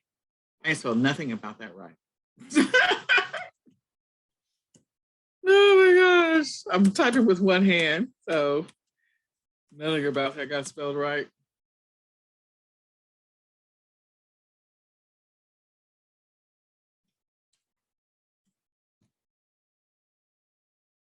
So the one thing about Party City is that, like the Dollar Tree, they have a bunch of stuff, but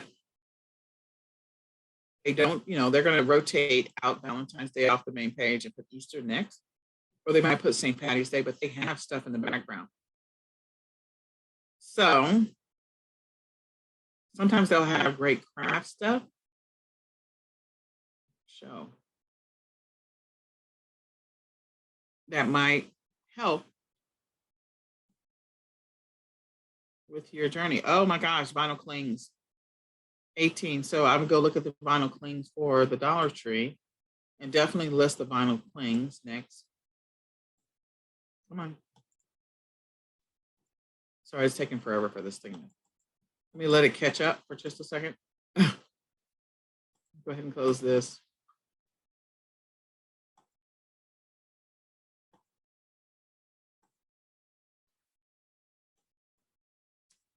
Easter clings while we wait for the other one to catch up.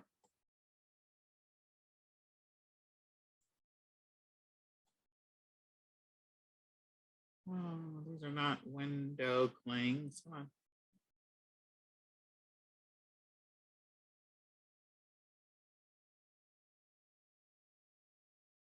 They have a lot of different options.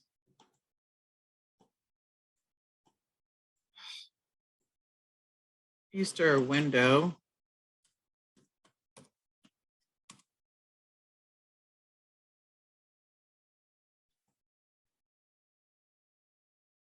There's a stencil. These are cute. Those are signs. more signs. I'm looking for the window clings. So let's just see if they have window clings by itself.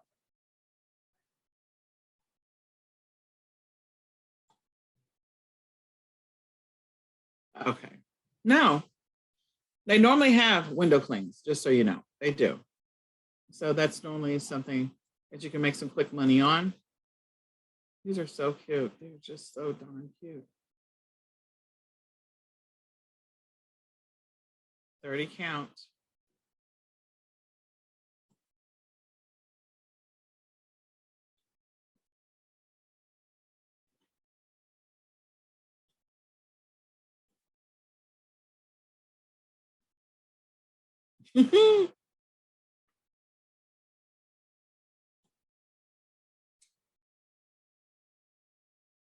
That is so cute.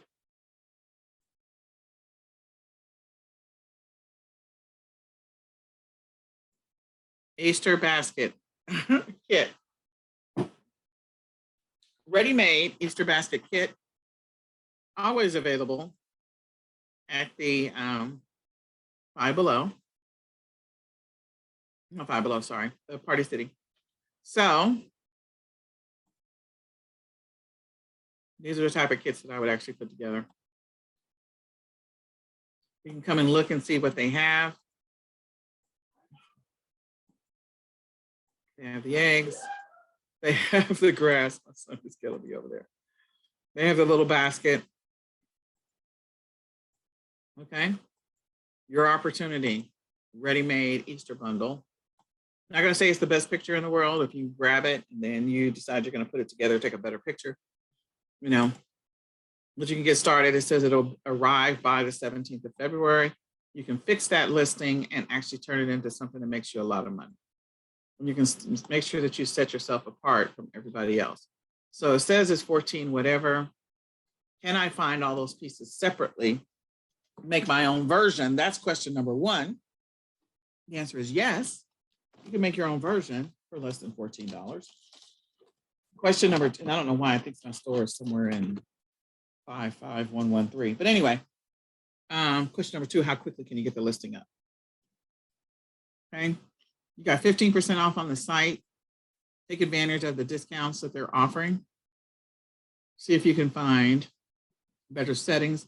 You literally could take all of these listings and list them up and double the price for some quick sales while you build out your other listings, thereby driving traffic to your listings automatically that you sell Easter bundle stuff. So if people are looking for Easter bundles, they're good to go. I can tell you the little bags are going to be available at the Dollar Tree for less than, they're $1.25, just so you know. So you don't have to buy those. Are these all yard? Okay. Again, seeing if you can find the yard ones early. I would be hunting for those right now. Okay. I would definitely be searching for that. So let's go back to our Easter bundle. This is 48 guests, a bunch of eggs, the window clings. So 18 window clings. See if you can find the window cling bundle from the Dollar Tree because they clearly have it. This is the Easter bunny.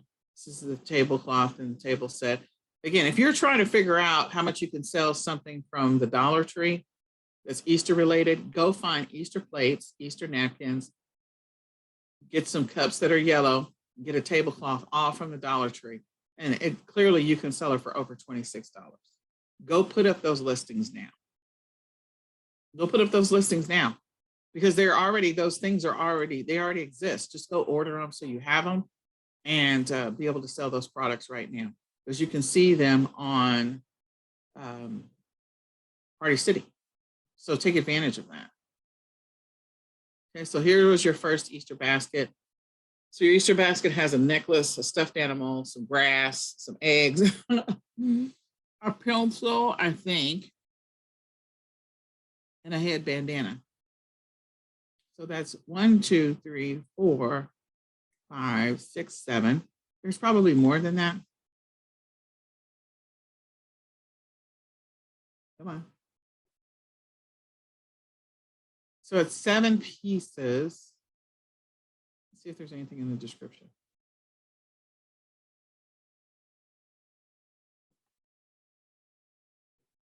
Felt basket, brass, pin, bracelet. It was a bracelet. I thought it was a necklace. A plush and 10 eggs. Okay. They're selling this for $14. Only $14. You can do better than that. So can I get the necklace and the pin for, like, I don't know, you can probably find these wholesale for under $1. So let's just say hypothetically all of this is $1, $2, $3, $4, $5, $6, $7. So you're selling it for $2 a pop. If I were to find this wholesale, I might be able to find this. Maybe this is $1, this is $1, this is under $1, because it says 10 eggs. I mean, a whole thing of eggs, like 25 eggs, is normally $1 at Walmart.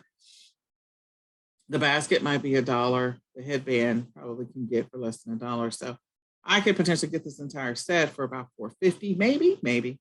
If I got it for $4.50, turn around and I sell it for $28. Again, people aren't looking on Party City for an Easter basket bundle, are they? No, they are not. They are not looking on Party City for an Easter basket bundle. So let's go over here, basket. If I could just spell things right.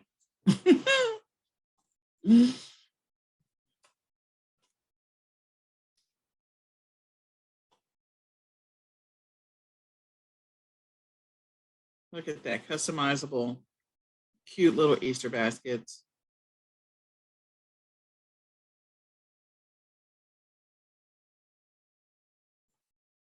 This one has got 5 plushes inside. This is so cute.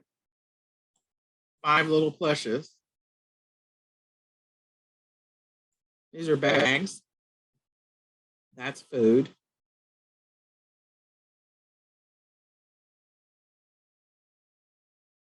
So the only thing that we're seeing is these little things that are 5 count plushes.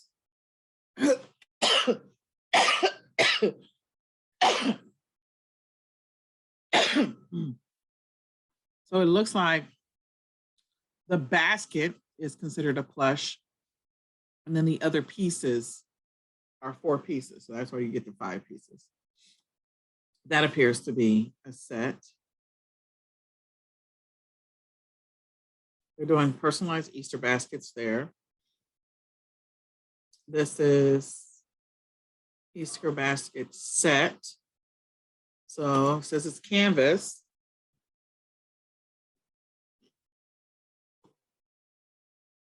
What are the contents?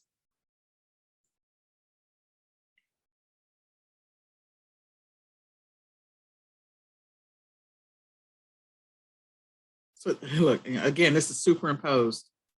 Superimposed. They literally stuck that on the kid's head.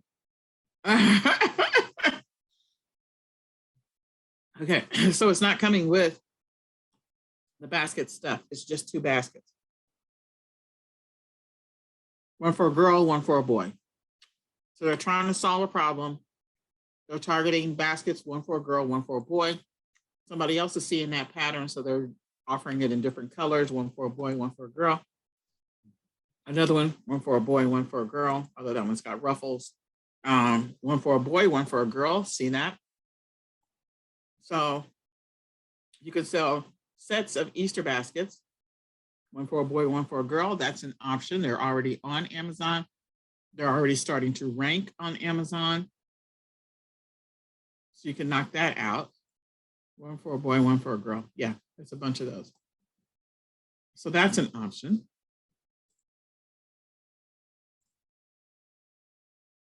So you can look at the baskets. The other thing, let's just see. So that's a chickadee. That's way too much money.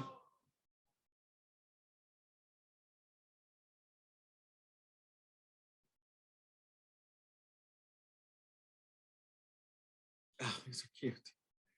So I don't know what these are, but they're really cute. And how many of them do you get? That's the question. How many of these little stupid, ugly little things do you get?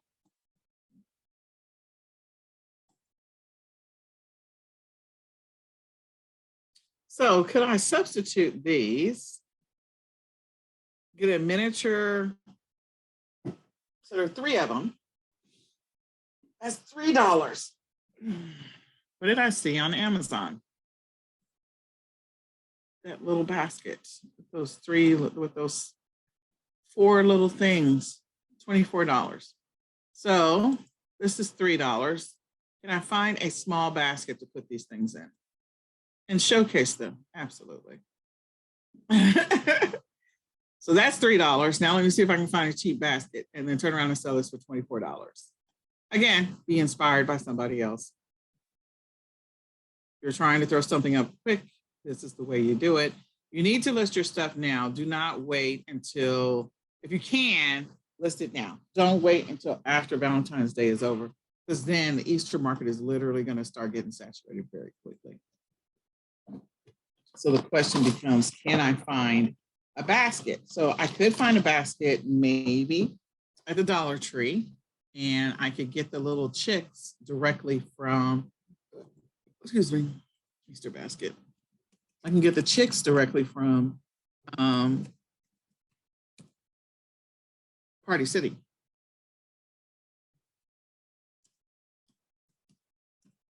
So I just need to find a small Easter basket. That's all I need to do.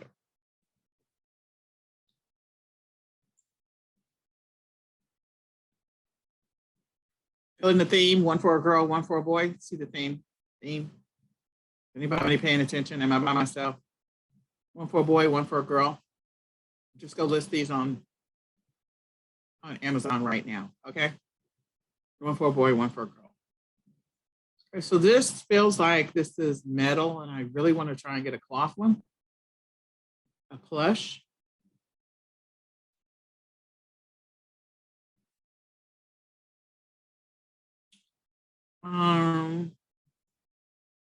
This is cloth, but it's not. That's not it. So I'll let you see if you can find one that is a cloth. Small cloth.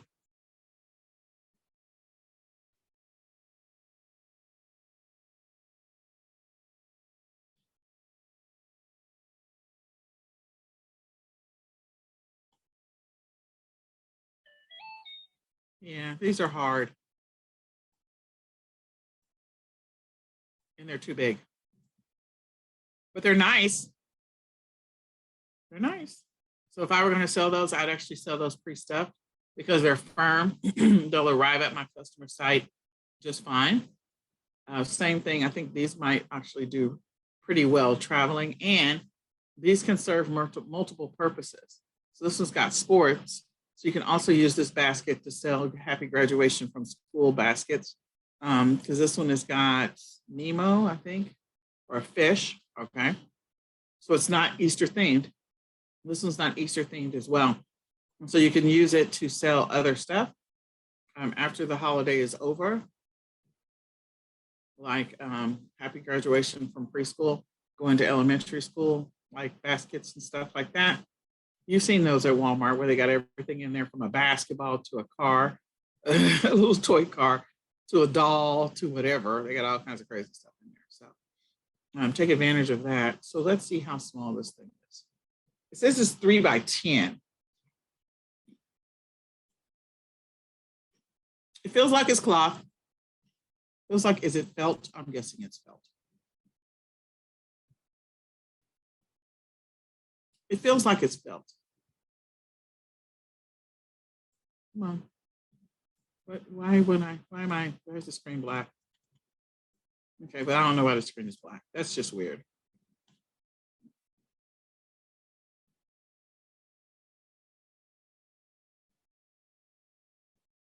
Felt, material is felt. Okay, so the material is felt on that one. I don't know what happened to the Dollar Tree. It just went black on me. That is really weird. I don't know what's going on. So that one's felt. So that may or may not be doable. These are cloth, I believe. Adorable personalized Easter baskets. Again, what is happening?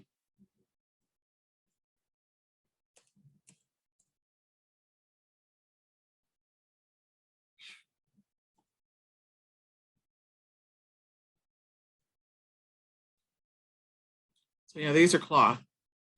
These you can use to decorate even more. I think we saw the little rabbit's butt sticking out at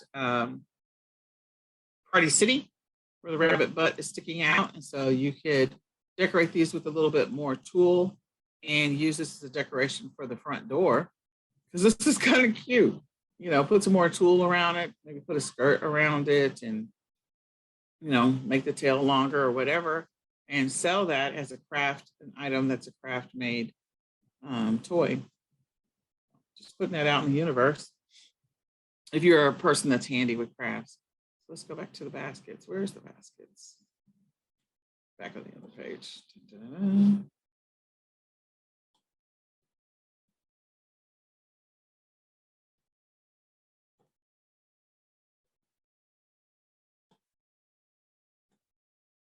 Well, here's some more.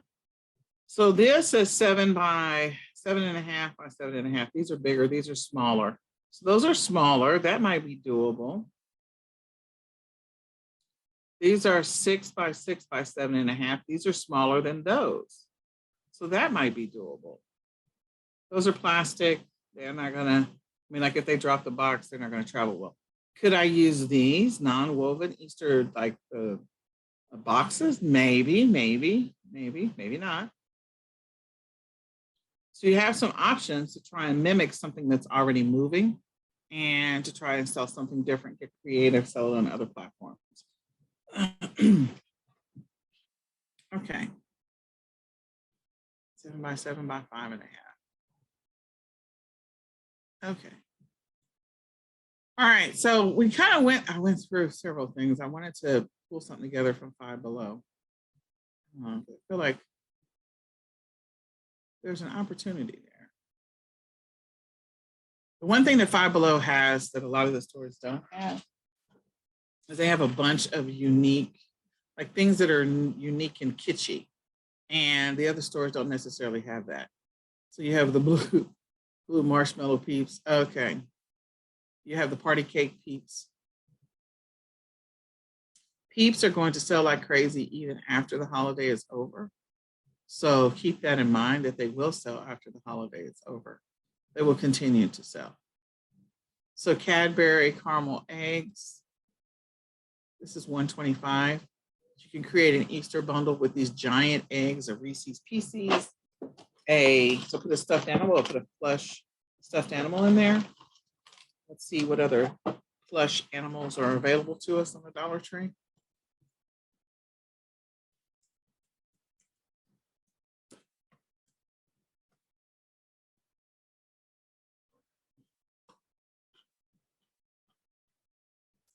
These are always available for Valentine's Day, and normally they are scented, just so you know. Here's some more Easter. These are so cute. Oh my God, that's so cute. Oh, that's cute. Caterpillars. Oh my God, hedgehogs. Okay, so there's a bunch of cute little things that you could potentially throw into a basket and make a cute, amazing Easter basket bundle. So you can stuff it with one of those big giant eggs, get a cheap basket, put a cheap stuffed animal in there, put one of the big giant eggs, and then pre-fill the rest of it with eggs and sell that. So what I mean by that is, just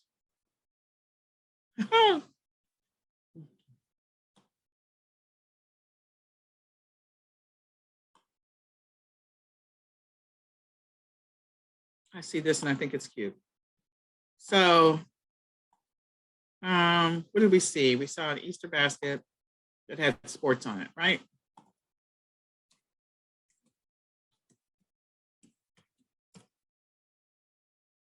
So this would be the weekend I would throw up a whole bunch of Easter stuff. Just so you know. Before Valentine's Day, I want my stuff to rank. Okay. So this one There's blue, it has sports. Nope, the other one, green. Green. There we go. It's got football. So I would definitely ship this with the handle down. I would put some green grass on the inside. Then I would put either this rabbit in there that's got the football. I think there's a soccer ball on the other side and a basketball. So I would put one of those two rabbits in there. I would grab one of these eggs, giant eggs, and put that in there, and then fill the rest of it with the little small eggs and be done with it. That would be my bundle. So this is a big one.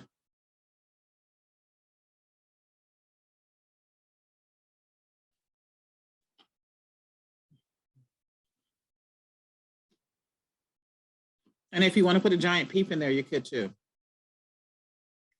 Put the giant peep. And put one of the Swedish fish eggs or Reese's egg or Cadbury caramel.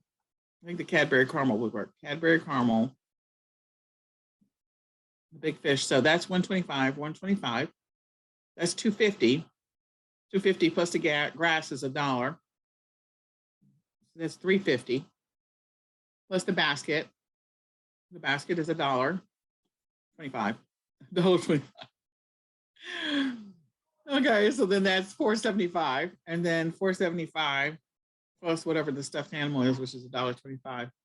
So that's $5.75, $6. So that's $6. And list that bundle. 6 times 4 is 24 plus shipping.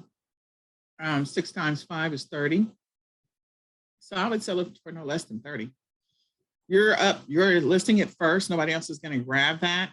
And so put all of those together and list it for 30. It's a sports themed. Then I'd go create one for the girl, because there appear to be a lot of boy-girl themed stuff.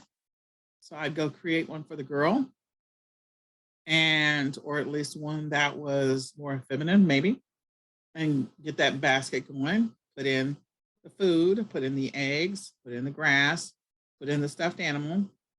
And so you can just put, some empty eggs in there. If you wanted to add something to the eggs, you could do that. If you wanted to go buy some trinkets and trash, you can find all kinds of trinket little bags over at Party City. Party City has all kinds of like little trinket things that you can put inside of stuff. So sometimes it says, oh, okay, yeah, fillable. These are fillable pastels. Sometimes they have them already filled. So you can do that. If you want to grab something that's multiples, like over here, you can potentially find, here's some of those eggs that have a sports theme. So if you wanted to use those as well, fill them. But so step one today, I would encourage you to come over to Party City, deconstruct the Easter basket that they've put together and make your own, take pictures of it, order that inventory, list that item. That's the first one. Second one, I would go and create, I would do both of the ones that are listed here on Party City, so 1 and 2. Next thing, I would try to recreate something that's already moving, which is that little bitty plush, those 4 little plush ones. I would find something to put those in. So if I can find a smaller plush basket somewhere, I would get the little $3 things that are a little cute and fluffy from Party City, make that basket, charge some money for that because it's already selling for like $24 or some kind of crazy number. So that's number 4. Number 5, number 3. Number 4, I would go get the window clings from the Dollar Tree. The ones on Party City say 18, but there's some cheaper ones at the Dollar Tree. So I would definitely go get those. And then number 5 or number 6 is I would make that sports Easter basket. And I would do all of those listings today. Definitely go make them. Number 7, go create your own pastel Easter tableware set. Why would you do that? Because hopefully we're on the other side of COVID. More and more people are going to be having outdoor events with family that they haven't seen, friends that they haven't seen in weeks. They're going to want to have gatherings and getting together. If you can go and order your supply, your inventory from the Dollar Tree now, because again, after Valentine's Day, everybody's going to be shifting their thinking to Easter. So if you do it before Valentine's Day, if you do it this weekend, you have a better chance of getting those sales and getting that traction. So that's why I say do it now. Okay. So I hope that you will use this to your advantage and get ahead of the curveball. Go to the Dollar Tree or go on dollartree.com. Look for party supplies.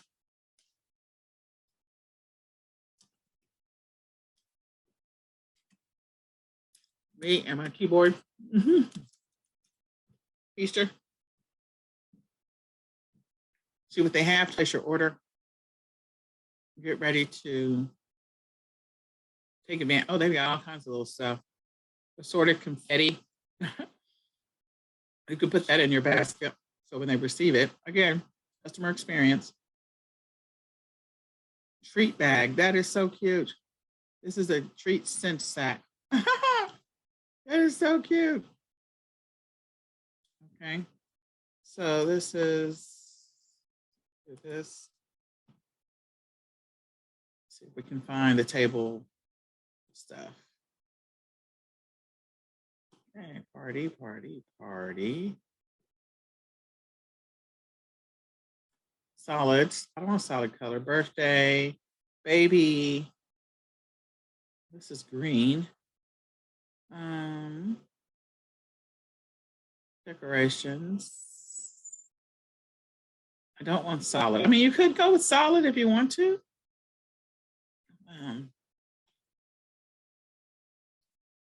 Plates. Let's just see what we find. I gave you a bunch of ideas. I definitely did. Today.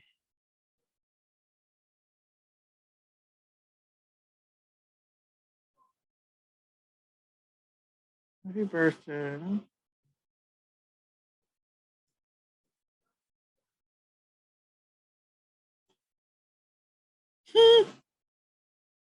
All right, so we have the unicorn paper plates. That is not Easter. This is definitely some type of party. Birthday, not Easter. That is cute. That is so cute. Dynamite. That is so cute. Leftovers. Look at that.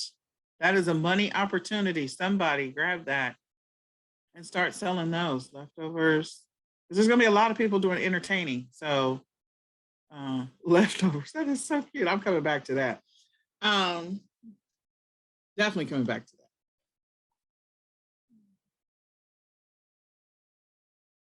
that. Okay, I'm looking for something that's Easter themed or that is, pastel type of themes. And I'm not hitting anything yet. Although these are probably going to be popular this summer. So I would probably grab those because they look like they're going to be popular this summer.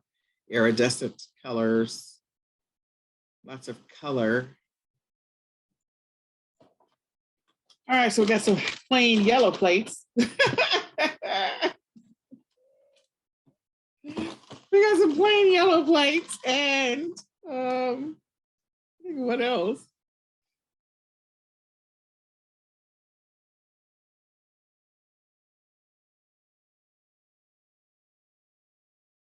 More Easter ideas. So you might have to go with the solids.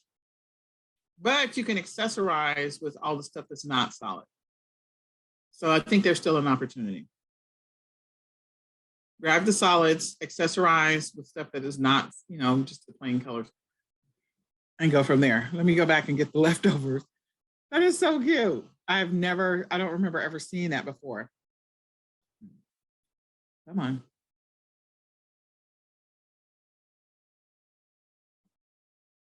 There we go. I have not seen that before. Yeah, weddings are going to be a big deal. Leftovers.